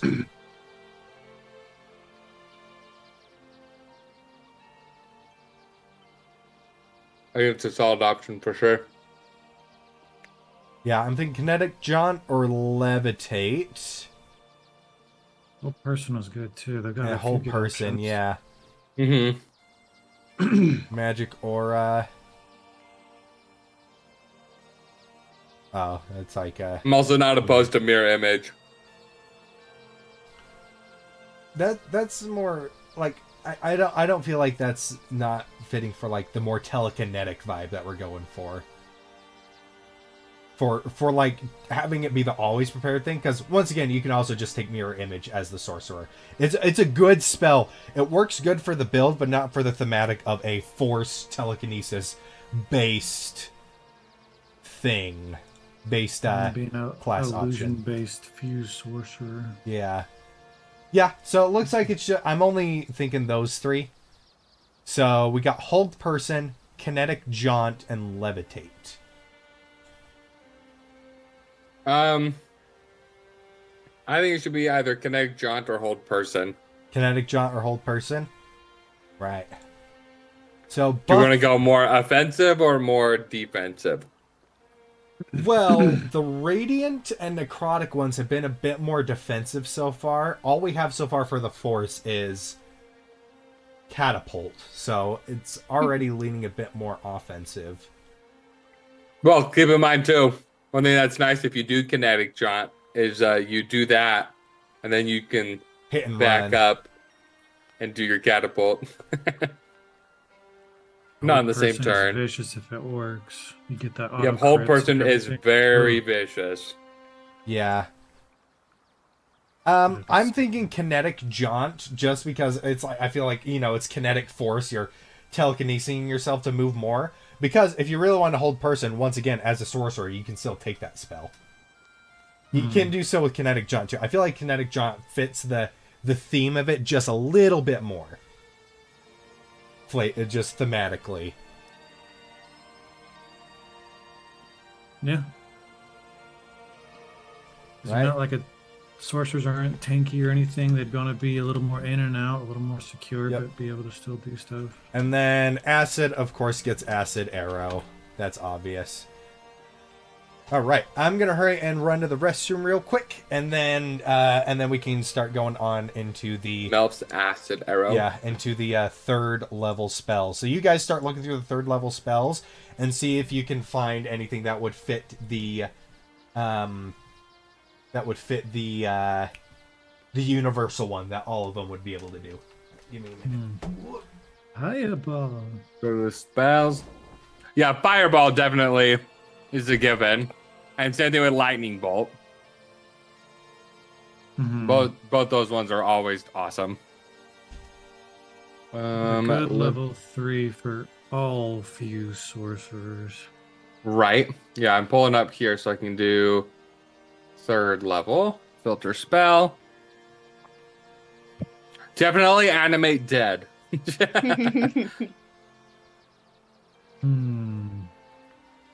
Chardalon Stride is one. No. I don't know about that one. There's Counterspell. That's a good one. True. Just for like everyone has access to it. It's a good general one. Fly would be awesome. Bunch of flying fused. Haste. Haste is pretty good. Haste is a great one. All that extra movement and Dispel Magic. Mm-hmm. Elemental Weapon. No. Melf's Minute Meteors, obviously. I love the mouth stuff. Revivify. Maybe Yeah, for it's just the form with warding. Radiant. Hunger, Hadar, Hypnotic, Parasite, Greed. Yeah, I think Haste is definitely a great one. Mm-hmm. Wall of Sand. Yeah. Most Whenever, Protection. Phantom Steed. Plant Growth. Protection from Energy. Remove Curse. Revivify. Sending. Slow. It's a fun one. Counter spell, Dispel Magic. Haste was a good one. Yeah, Haste, yeah. because it's about augmenting. Yeah. I know you were saying Lightning Bolt for the Lightning one, Andrew, but I'll raise you Call Lightning because sorcerers don't typically get Call Lightning. Is that 3rd level?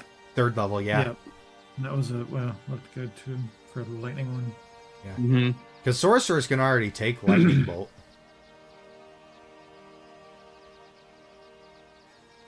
Bro. But And that one you once keep again- recasting. But let's do it one at a time. So Yeah. for main one, I think I like Haste the most. It is really strong. Or counter spell I feel like haste is a little bit more thematic. on theme. Yeah, a little bit more on theme.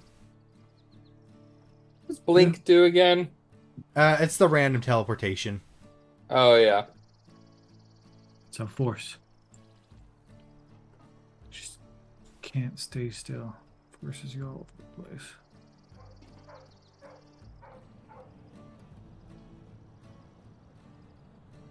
Yeah, I'm thinking haste as well. It'd either be haste or dispel magic. Those are the ones that I said. Well, the other one that I said. Yeah, I feel like haste is. Dispel magic, it's like it absorbs it, you know? Yeah, I've like Nullifies haste. it. Haste is a really strong spell. Haste is a really strong spell compared to dispel magic. They're both really good, but Let's see, Draconic, you get Fear and Fly. Clockwork, you get Dispel Magic and Protection from Energy. okay. Aberrant, you get Hunger of Hadar and Sending. And yeah, that's it. I think dispel magic just might be a little bit better for, I guess, for more like, I guess, balancing reasons, so to speak, because it's like not very many people take dispel magic, and so it might give people an excuse to actually use it, especially as a sorcerer. Whereas a sorcerer, you're definitely going to take haste regardless. A lot of people will, if someone in the party isn't already taking it. So I feel like dispel magic would just give something that sorcerers wouldn't usually take, and so it'd just be a little bit more interesting. Because once again, because it's like sorcerers can learn both those spells just innately for being a sorcerer, but I feel like giving them dispel magic, they're way more likely to actually use it. Because I feel like if we give them haste, nobody is really going to ever pick dispel magic on their sorcerer. I'm okay with picking the weaker, interesting option. Yeah. What are you thinking, Sean? Yeah, that seems fine. Yeah, I'd be fine with Dispel Magic. It is an interesting spell, too. And it can make it to both useful utility and interesting roleplay, too. Yeah. Alright. Now we need the 3rd level fire. Fireball! I wonder which one. Yeah, I wonder. Fire! Maybe Phantom Steed? Fire Steed. Major Image? Give them daylight. Does 3d6 fire damage when you ride it. Yeah. Speak with Plants. And then Yeah, burn no. them. Yeah, it's the obvious choice. Fireball. Fireball! Yes, Right. if you did. What does Cold get, though? Is Cone of Cold level 4? That's a 5th level spell. That's a 5th level. Yeah. Isn't, I I think love that. Sleet Storm is on here. I don't know if that's a little. I think that one might be 4th level. Nope, Sleet Storm. I think, yeah, that's the only real ice one, yeah.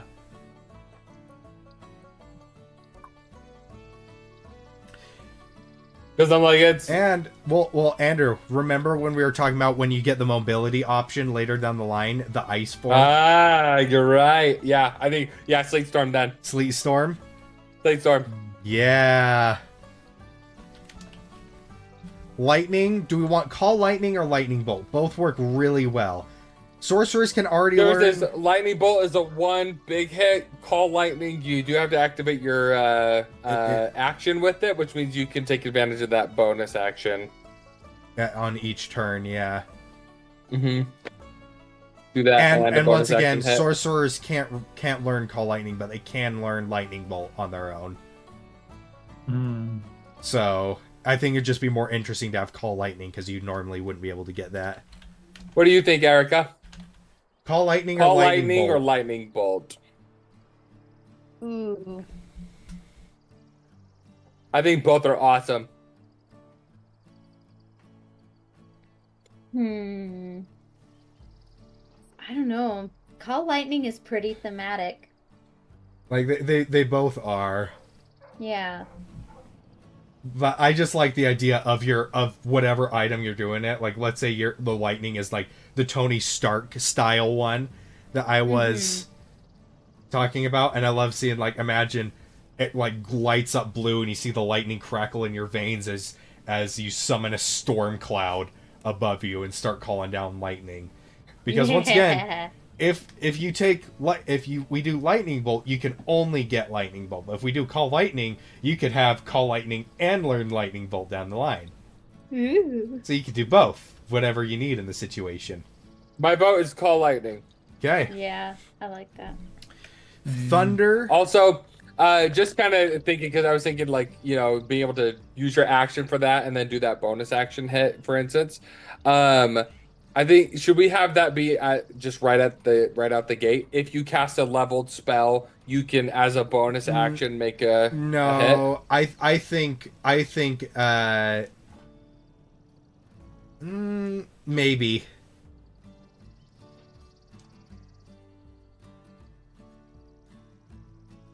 Because then it's like you're doing your leveled spell and you can do the melee things.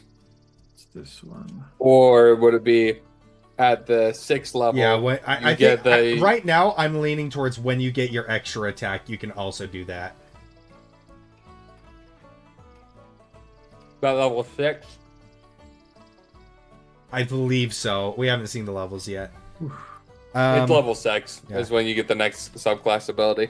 Thunder gets Thunder Step because, of course. Mm-hmm. Necrotic gets Vampiric Touch.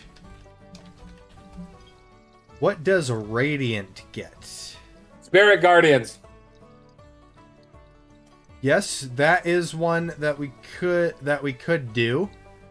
However, that one also has necrotic damage if you do it the other way. Yeah. So we've already established the Radiant one would be a bit more like It's a fantastic melee range spell. it is. It is, and he's had 2 heals so far. Yeah, I say Spirit Guardians. Give him an offensive ability. I'm just seeing if there's anything else as And if he well. feels like using necrotic, then let him do necrotic. It's fine. Fair enough. Let me just see if there's anything new that is also. Yeah, no, nothing else really there. Spirit Guardians. Now for Force. Pulse Wave. Pulse Wave. What's that? It's epic. Is that a 4th level? I don't see it. It's a 3rd level. I see it. I don't see it on there. Oh, this is awkward, isn't it? Let's see, is it like under Explorer's Guide to Wildmount. Which I own. 3rd level evocation, Dunamancy. It's in the wizard spell list. Well, why is it not on here? I don't know.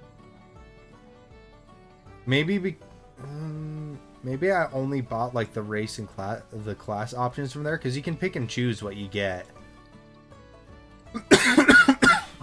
Well, even then, it should still show up and just say you don't have the content. You should, yeah. Well, can you read it, Sean? What does it do? You create Yes. intense pressure, unleash it in a 30-foot cone, and decide whether the pressure pulls or pushes creatures and objects. Each creature in that cone makes a Constitution saving throw. A creature takes 6d6 force damage on failed save, or half as much damage on successful one. And every creature that fails to save is either pulled 15 feet towards you or pushed 15 feet away from you, depending on the choice you made for the spell. In addition, unsecured objects that are completely within the cone are likewise pulled or pushed 15 feet. And like that. at higher levels, the damage increases by 1d6 and the push distance increased by 5 feet as well. Ooh. It's a 30-foot cone, yeah. I like that. I would use that thing so much.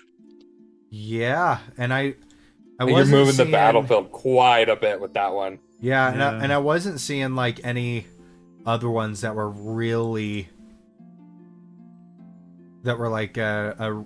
really catching my attention with the telekinesis vibe that we're going off of.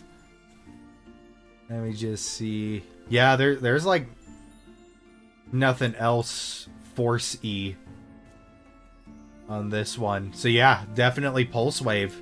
I like that a lot. Pulse Wave. And then Acid. Bestow Curse could be one.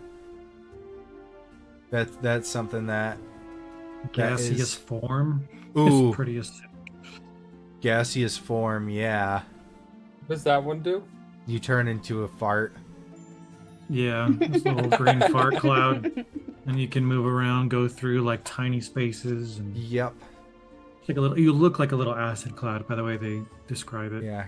I mean, it's just gaseous. It's not gas, Right. but Let's people usually think see. of it as a small green cloud. Right. That's That's definitely a solid option for sure. to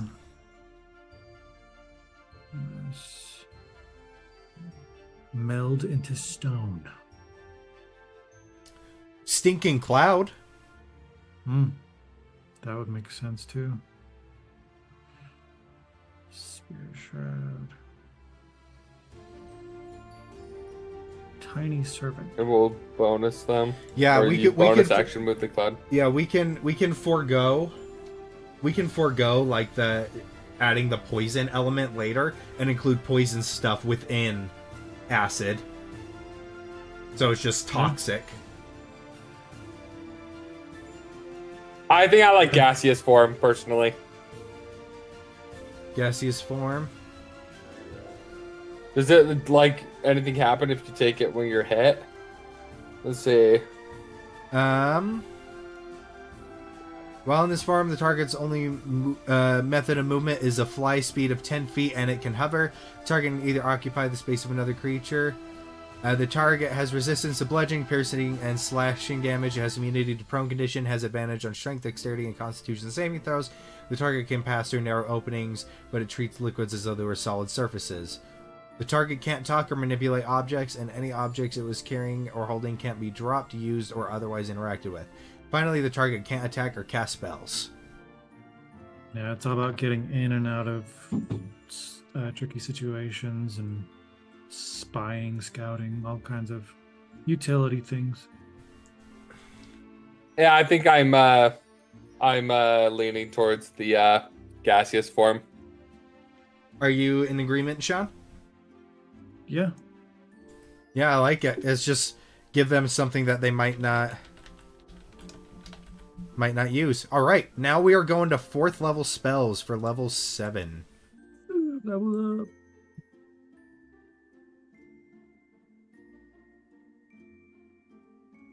Okay, so this is for the universal one. So Arcane Eye is an interesting one. That could be kind of fun. Greater invisibility. That's so OP. Let's see. Compulsion. Dominate the minds of others around you. Freedom of movement could be one. Summon Greater Demon. I'm down. There's Autolux the Resilient Sphere. Dimension Door.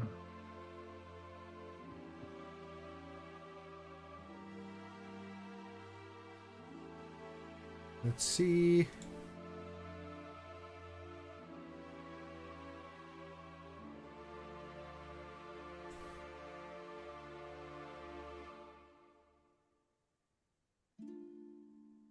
Gregory, Stone Skin. Stone Skin could be a really good one.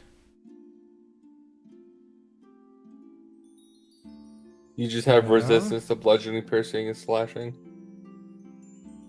Yeah. I don't think I'd ever use my 4th level spell slot on that.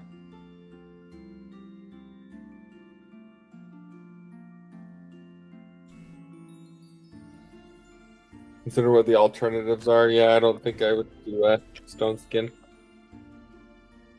Don't want to do freedom of movement because you're going to get some fun movement options from your subclass later.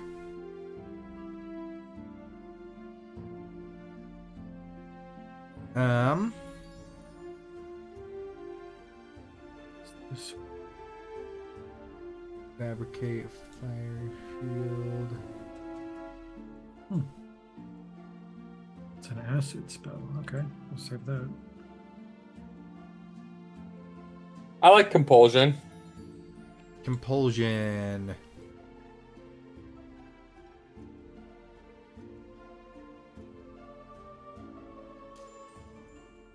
Okay, some battlefield control stuff.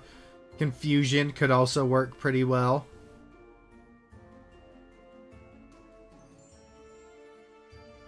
That's too confusing. Move on from that one.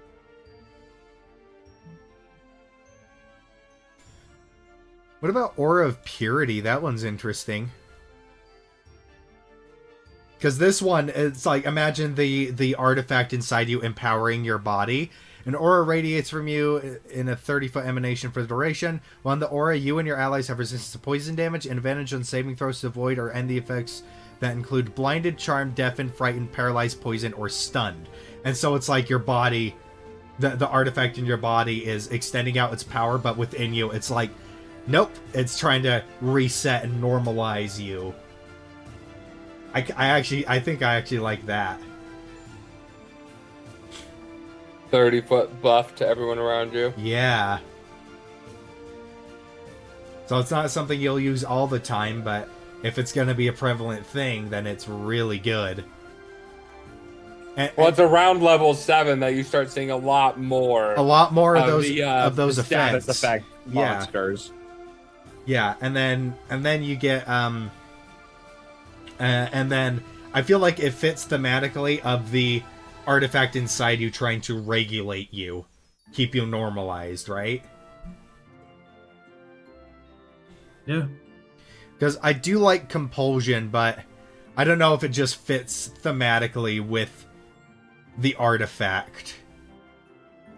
With like a generalized artifact kind of a thing. Yeah, I'm fine with Aura of Purity. Aura of Purity? Okay. Aura of Purity. Alright, Fire. So I know Wall of Fire is there, but I am actually thinking... we go with Fire Shield. That's what I was just looking at. Wispy flames are your body for the duration, shedding bright light in 10-foot radius and dim light for additional 10 feet. The flame provides you with a warm shield or a chill shield as you choose. The warm shield grants you resistance to cold damage, and the chill shield grants you resistance to fire damage. In addition, whenever a creature within 5 feet of you hits you with a melee attack roll, the shield erupts with flame. The attacker takes 2d8 fire damage from a warm shield, or 2d8 cold damage from a chill shield. So you're either exhuming heat or sucking in heat. And it's not concentration, too. It's not concentration, because we've got a lot of concentration spells on this list. Mm-hmm. So that is what I'm thinking. And it definitely and a solid fits, option. Yeah. It's basically that or Wall of Fire, which is another concentration one. We all know what Wall of Fire does. I don't. Yeah, I'd have to go with the fire shield out of the two. What does Wall Yeah. of Fire do? Fire Shield. For cold, we could go with Ice Storm. Yeah, just say. strong ice. I don't think there's any other really good ice-themed ones. Yep, and it makes more difficult terrain. So yeah, I'm thinking let's just go Ice Storm. Mm-hmm. Yeah. Ice Storm. All right, Lightning.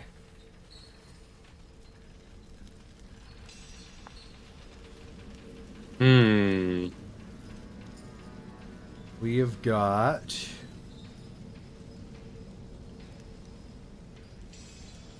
Banishment.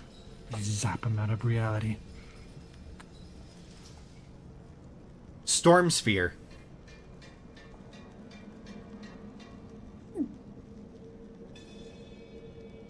Is that like Flame Sphere, but stormy? A 20-foot radius sphere of whirling air springs into existence at a point you choose within range. The sphere remains for its spell's duration. Each creature in the sphere, when it appears or that ends its turn there, must succeed on a strength saving throw. Take 2d6 bludgeoning damage. The sphere space is difficult terrain. Till the spell ends, you can make a bonus actions on each of your turns to cause a bolt of lightning to leap from the center of the sphere toward one creature you choose within 60 feet of the center. Make a ranged spell attack. You have advantage on the attack roll if the target is in the sphere.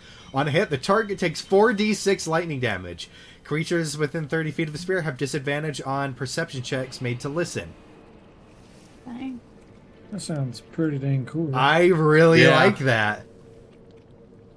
That's awesome. You guys cool with putting that down? Yeah. Right, Storm Sphere. Okay, do we have anything that would fit Thunder? Thunder. Summon elemental. Just kidding. Let's see. Elemental, not kidding. Do I win?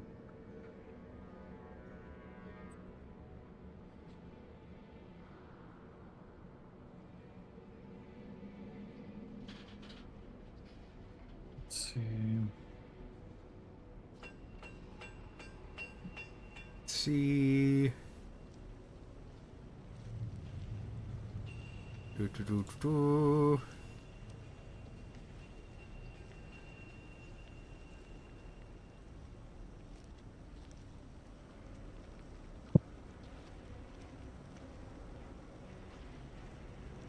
Huh. It's not really a lot of options for it. Yeah, I think you'd have to like choose a creative thing. Like I could see it twisted into this kind of thing. Kind of. Mm-hmm. Let's see. Would it be bad to pull from the same spell list? No. Have to- No, there are some that get the same spells and like other classes that have this a similar thing.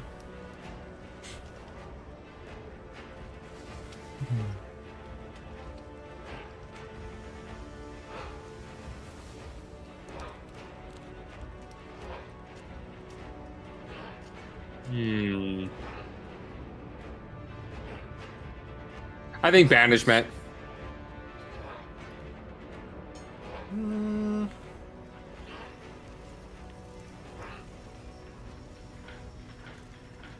Honestly, I think Storm Sphere would work for Thunder as well. Just put Storm Sphere for both. Or no, I'm thinking force. Yeah, we're thinking Thunder. Yeah.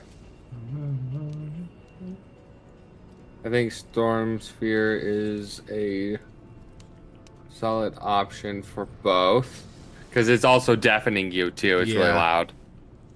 Hmm. Okay. Yeah, we'll just put it as that, and we find something better, we'll change it. Necrotic.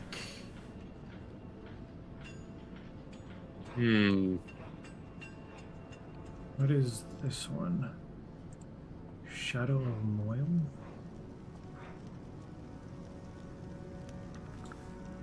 Blight. That's a good one. Just tons of necrotic damage.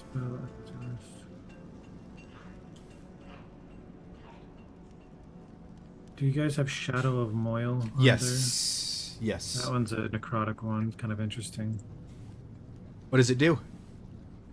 Flame-like shadows wreath your body until the spell ends, causing you to become heavily obscured to others. The shadows turn dim light into within 10 feet into darkness, and bright light the same area to dim light. Until the spell ends, you have resistance to radiant damage. In addition, whenever a creature is within 10 feet of you hits you with an attack, the shadows lash out at that creature, dealing 2d8 necrotic damage. It's kind of like Fire Shield. Yeah, I like that a lot. But I also like the idea of Spirit of Death. I do really Just summon. Yeah, I do really like Spirit of Death. Like a Reaper. Yeah, but I feel like Shadow of Moyle is more thematic for what we're going for with the magical artifact doing things to you specifically. It's true. And also, I love it. It works great for a melee because you're getting up close. Yeah. I'd say let's go Shadow of Moyle. Mm-hmm. Wait, what's Death Ward? Oh, that's the one. That's the tanky yeah. one where you drop to 1. It's Relentless Yeah. Endurance. All right. Tears of Denial. Radiant. Yeah, I say Shadow of Moyle. Yeah. So the next is Radiant, and there was one on here somewhere. Where was it? Sickening Radiance. Dim greenish light spreads within 30-foot radius sphere. Center a point you choose within range. The light spreads around corners and lasts until the spell ends. When a creature moves into the spell's area for the first time on a turn, or starts its turn there, the creature must succeed on a Constitution saving throw, or take 4d10 radiant damage, suffer 1 level of exhaustion, and emit a dim greenish light in a 5-foot radius. The light makes it impossible for the creature to benefit from being invisible. The light and any levels of exhaustion caused by the spell go away when the spell ends. So there's that. But, of course, there is also...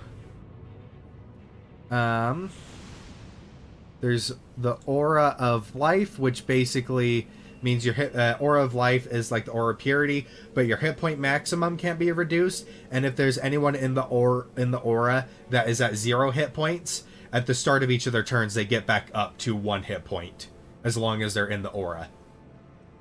Dang. Yeah. That's pretty intense. That is pretty good. I could see yeah. Death Ward also working for...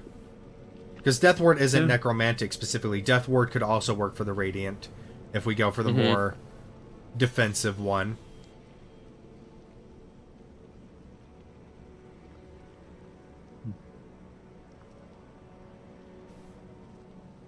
Oh, that's a tough one. I like all 3 of those.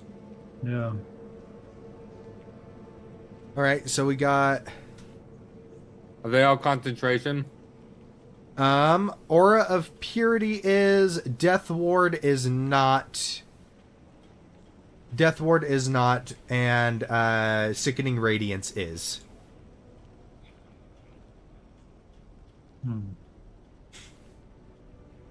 Is the Healing Spirit, was that a concentration?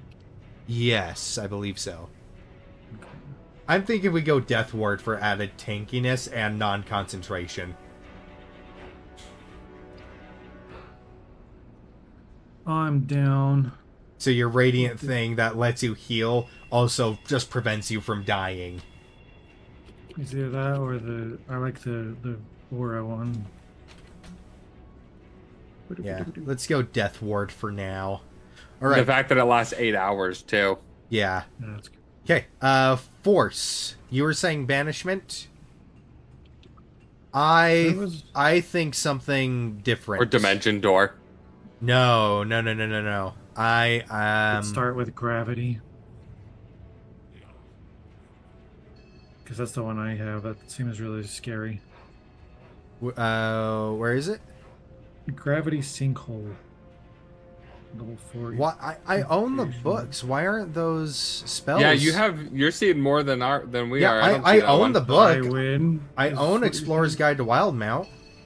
Yeah, Gravity Sinkhole is a force level 4. Yeah. It's scary. It's kind of like the last one, but just better. Because it's a level higher. Crushing Force. Yep. So that's the black hole spell. Essentially, Basically, yeah. just pulls everyone in, kind of like Radon's greatswords. Yeah. So there is that. That one is really cool. It's kind of like a That one's fireball number force. one for me so far. But if we want to go a bit more defensive, this one is a concentration one, but it's Autoluke's Resilient Sphere. A shimmering sphere Yeah, encloses a that's a good large one. or smaller creature or object within range. An unwilling creature must succeed on a dexterity saving throw or be enclosed for the duration. Nothing, not physical objects, energy, or other spell effects, can pass through the barrier in or out, though a creature in that sphere can breathe there. The creature is immune to all damage, and a creature or object inside can't be damaged by attacks or effects originating from outside, nor can a creature inside the sphere damage anything outside it. The sphere is weightless and just large enough to contain the creature or object inside.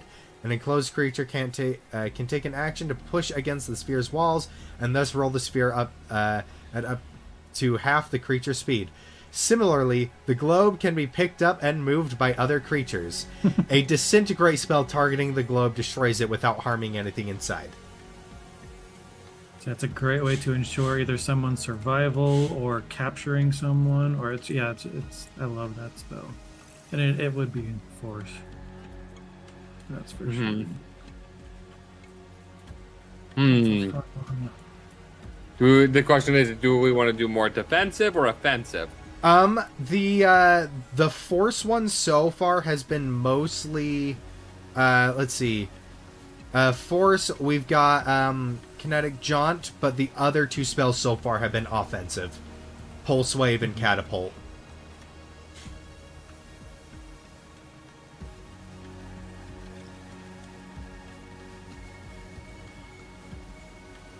I think Autoluke's Resilient Fear gives way for more shenanigans, which I'm always down for shenanigans.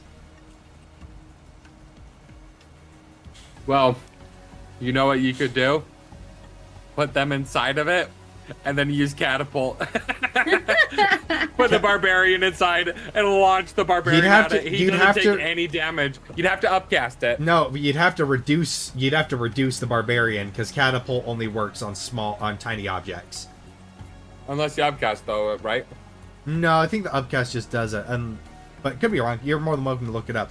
But even if you can't do that, there's other ways to push it up. There's other ways to push it. Kinesis.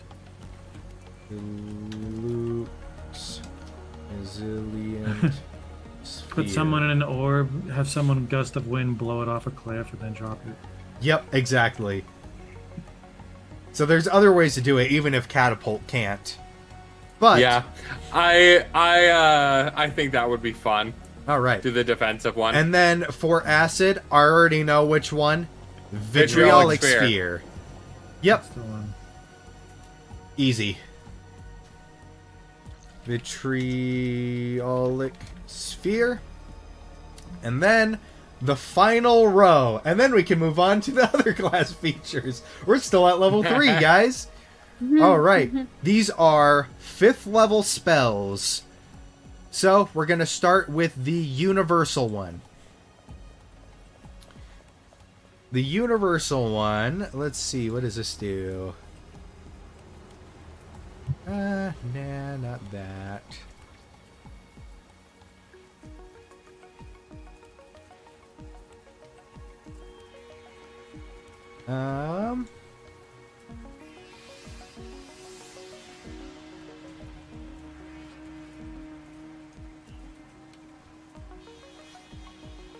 Let's see.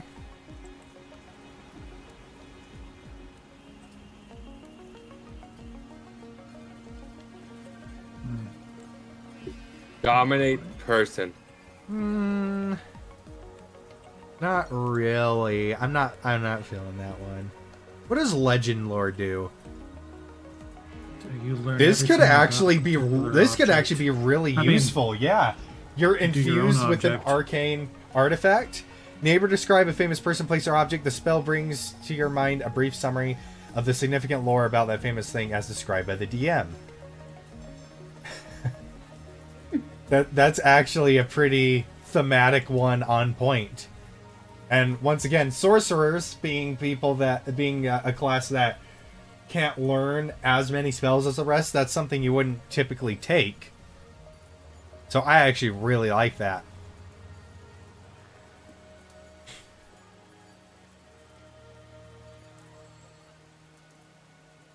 Yeah, that one would be fitting.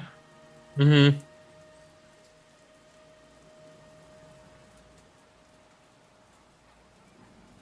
Yeah, I'm honestly not seeing any other ones that I'm like, yes, that's the one. I like legend lore. Okay. Legend There's like lore. Circle of Power was the next closest thing I found. Yeah, all Where it's right. not That like one? really any element.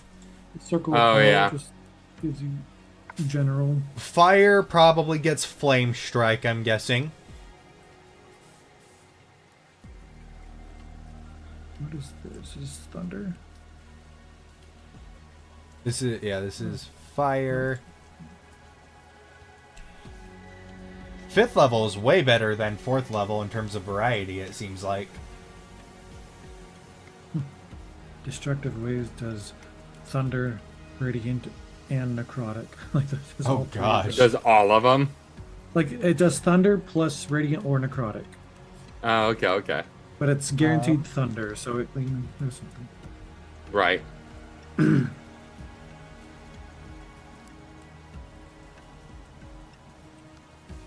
Which one were we looking for again? Fire. Fire.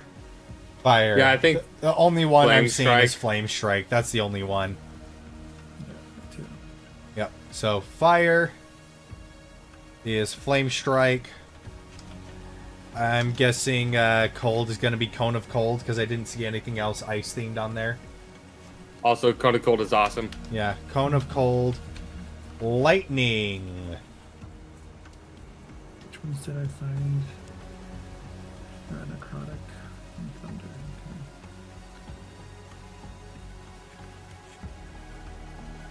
Okay. Let's see. What does this one do?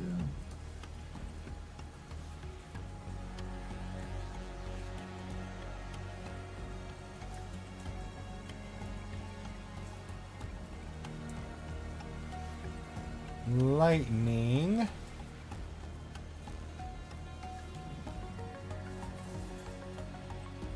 Is this one again? Let's see. What's this? This is a fire spell. What is this one?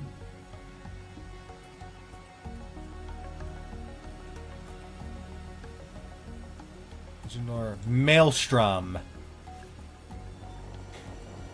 Dang, Oh, that's Innovations is water. a fire spell. Yeah, Maelstrom is water.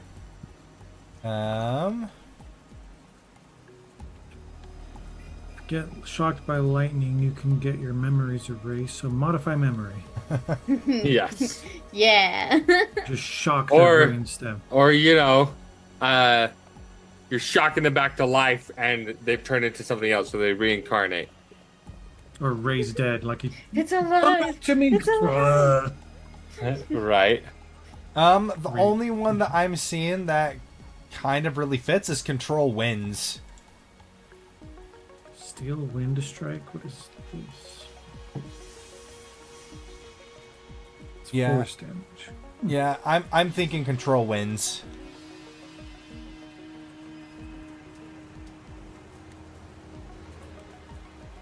Whoa.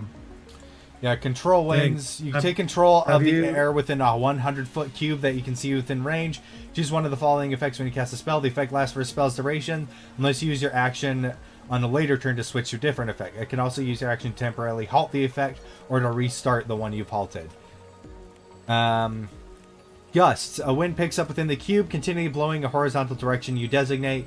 If you choose the intensity of the wind, calm, moderate, or strong. If the wind is moderate or strong, ranged weapon attacks that enter or leave the cube or pass through have disadvantage on their attack rolls. If the wind is strong, any creature moving against wind must spend 1 extra foot of movement for each foot move, so it's double movement. Downdraft. You cause a sustained blast of strong wind to blow downward from the top of the cube. Ranged weapon attacks that pass through the cube or that are made against targets within it have disadvantage on their attack rolls. A creature must make a strength saving throw if it flies into the into the cube for the first time on a turn, or it starts its turn there flying. On a failed save, the creature is knocked prone, which is... Use that on a dragon. Yeah, that will knock a dragon straight out of the sky. And then updraft. You cause a sustained updraft within the cube, rising upward from the cube's bottom side. The creature that and a fall within the cube take only half damage from the fall. When a creature that in the cube makes a vertical jump, the creature can jump up to 10 feet higher than normal. I think that's the only one that's really working for lightning, is like a thunderstorm kind of a thing. Control winds. I like it. Okay. Yeah, I think that's the closest we're gonna get. Control winds. Thunder.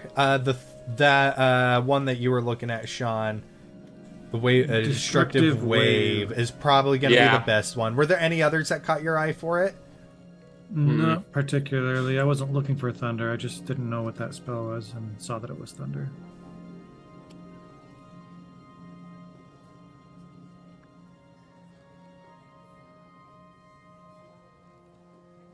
Let's see. Yeah, I'm not seeing anything else that would be thunder.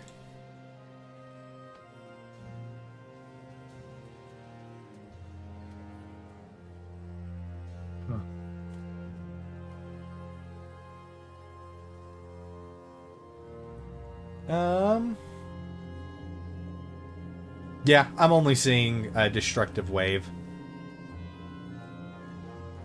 So, destructive wave. Necrotic. See, We got some for the rest of them. There's some really good ones that are on here. Yeah. The one that I found that I thought was kind of cool was Enervation. Enervation. Mm-hmm. It's a drain life kind of. Potential, and the spell ends on a failed save target. And the spell ends, you can use your action in your turn to automatically deal 48 current damage to the target. Spell ends, if you use your action, do anything else. Whenever the spell deals damage to our target. Oh, yeah, that fits the theme that we've been going for. I say we just do Contagion that. was the other one that I liked. Which one? Contagion. What does that one do again? Con save or 11d8 necrotic damage. And they're poisoned. Just big strong one. Yeah. I like Enervation, though. I feel like it fits just a little bit more thematically.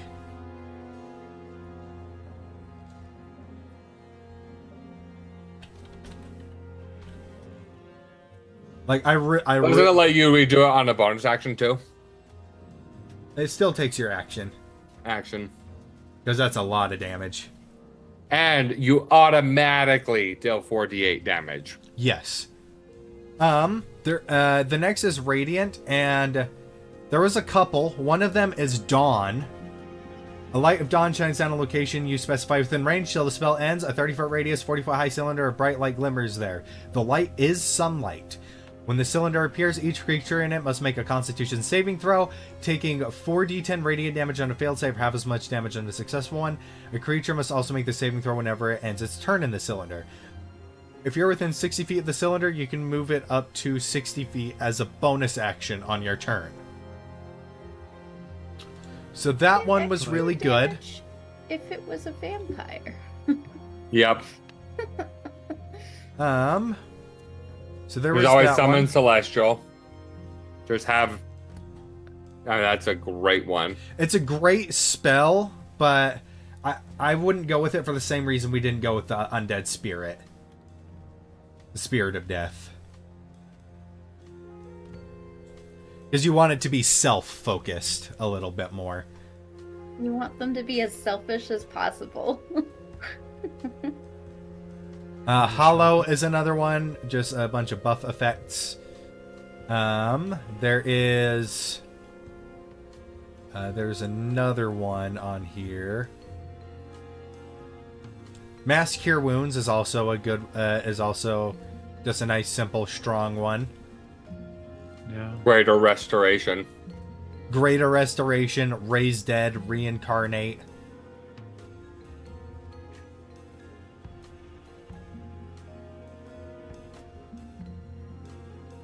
And that's about it. Oh, Wall of Light.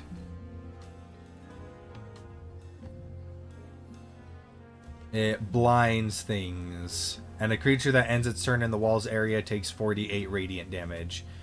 And until the spell ends, you can use an action to launch a beam of radiance from the wall at one creature you can see within 60 feet of it.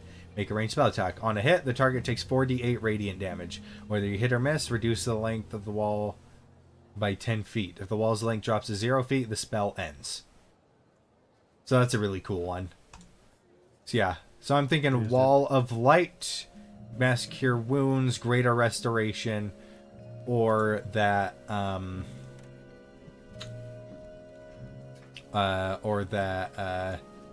or Dawn. What are your guys' favorite ones? Ooh. Hey, I forget. Can you move, Dawn? If you're within 60 feet of the cylinder, you can move it up to 60 feet as a bonus action on your turn. I like that it does the bonus action because that means I can be hitting and moving it. Yeah. Mm-hmm. That one's really good. Greater Restoration is nice too, for obvious reasons. Yeah. Right. And normally they can't take either of these, so either way it's Yeah. Either way, it's a win. Flip a coin. What other abilities do we have? For Radiant, Yeah. we've got Cure Wounds, Paladin. Healing Spirit Guardians, and Death Ward. I say we do Dawn then. Do a damaging one. Yeah. Okay. Dawn. All right. There's a lot of good ones for Force, but I'm going to let you guys know my favorite. Wall of Yeah, I Force, have a favorite Telekinesis. too. Yep, Wall of Force and Telekinesis are the big ones. Do you guys have Steel Wind Strike? Oh, that's a Steel great Wind one Strike? too. Yeah, that's I on love there. that That one one. looks so fun. I also thought it might be a good lightning one because of the motion, but it does force damage. But for a melee, I think it's really good for melee. Right? Because it's a flourish yeah, your what- weapon I'm just- go all... Yeah, I'm also curious to Blade see Dancer. who can take. Oh, and it hits 5 creatures? Yeah, you just hit 5 creatures, all of them take it with your weapon. You just kind of... Teleportation circle. Yeah, It's I changed my mind. really Still cool. Wind Strike. I'm. Yeah, It's I'm an gonna airbending slice. Wait, what did we do? What did we do for lightning? Airbending slice. Was control. It was Like control wind. And stuff. Yeah, Control control wind, so you can knock dragons out of the sky, force difficult terrain in a 100-foot radius cube. Bro. Yeah, it is actually really. Yeah, it is a 100-foot cube with it. Which is insane. Within when you 300 say- feet of you. Okay. When you say Yeah. control wind, does that mean just air in general or exterior? Because What do you mean? could pull the air from their lungs if you can just... No, it gives you 3 specific things you can do. Directional wind, yeah, horizontally up or down. And Take the air out of everybody. Yeah. You're not fully airbending. It's you choose a You've cube. been and watching too make much the wind- Legend of yeah. Korra. Make the wind blow horizontally up or downward. Dude, what a terrifying way to go, though. I'm just gonna take that air out of your lungs. Yeah, first the airbending slice and now this. Yeah, I am in favor of Still Wind Strike. I think that is a fun melee option. Yeah, It sounds really cool too. Yeah, I that really would feel like So it. cool using that.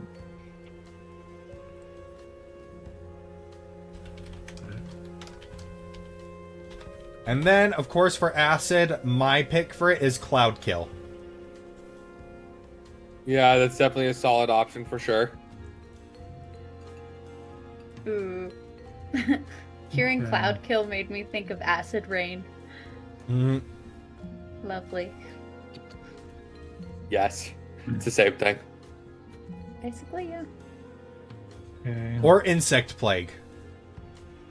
I think I'm going to have to call it right here. All right. Yeah, I think after, honestly, I think this might be a good point to pause here, and then we can pause here, and we can pick it up next time. once we pick this last spell, pick it up from here from next time. Yeah. I'm I think thinking insect plague would be better for like the druid, the parasite druid. Yeah. Well, they do have that. Yeah. Yeah. So I think Cloud Kill for the acid. that's Yeah. the best one. I like cloud kill. Okay.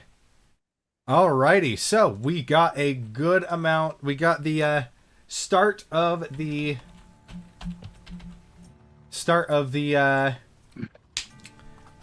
fused sorcerer that is on there. So we got their spell list and their starting abilities. And just so I can see, they get we're gonna have 3 more abilities to do. At levels 6, 14, and 18. And so basically they're gonna get a baseline ability that all fused are gonna get. And then they're gonna get an extra special thing based off of the element that they chose. Which I think we should introduce that at 6th level. No, it's gonna be each feature is gonna have all of them are gonna have an extra bonus thing for the element. So, but that will be for next time. Yeah, level 6, 14, and 18 will all have the base features and the extra things. Okay. Thank you to everybody who tuned in and participated. Thank you, Gorm, and thank you, Jan Broccoli, and thank you, Pokeniner, for hopping in. And I'd like to give a shout out to our patrons. Thank you, D4 Fan and Brennan, for being our Paragon patrons. Paragon tier patrons, that is the highest tier. We greatly appreciate your support. It means the world to us. And yeah, absolutely blows my mind that we, even if we have 2 people, the fact that they've been on there for so long, really. And take advantage of your in-store discount. Permanent. Yes. Your paragons of loyalty. Exactly. And also thank you to Tabletop Audio for providing us with gorgeous background music and ambiance for all our streams, and for their generosity in allowing us to use that. But that is going to be it from us. We're going to continue brainstorming, and we will see you guys all next time. So yeah, just basically the next time we do a Hangout stream, we'll just pick this up right where we left off, and we'll see if D&D Beyond will start working then and allow us to actually program it. But until then, but I refuse. But now until it's then, principle. we will see you all later. Thank you. Bye. And good night.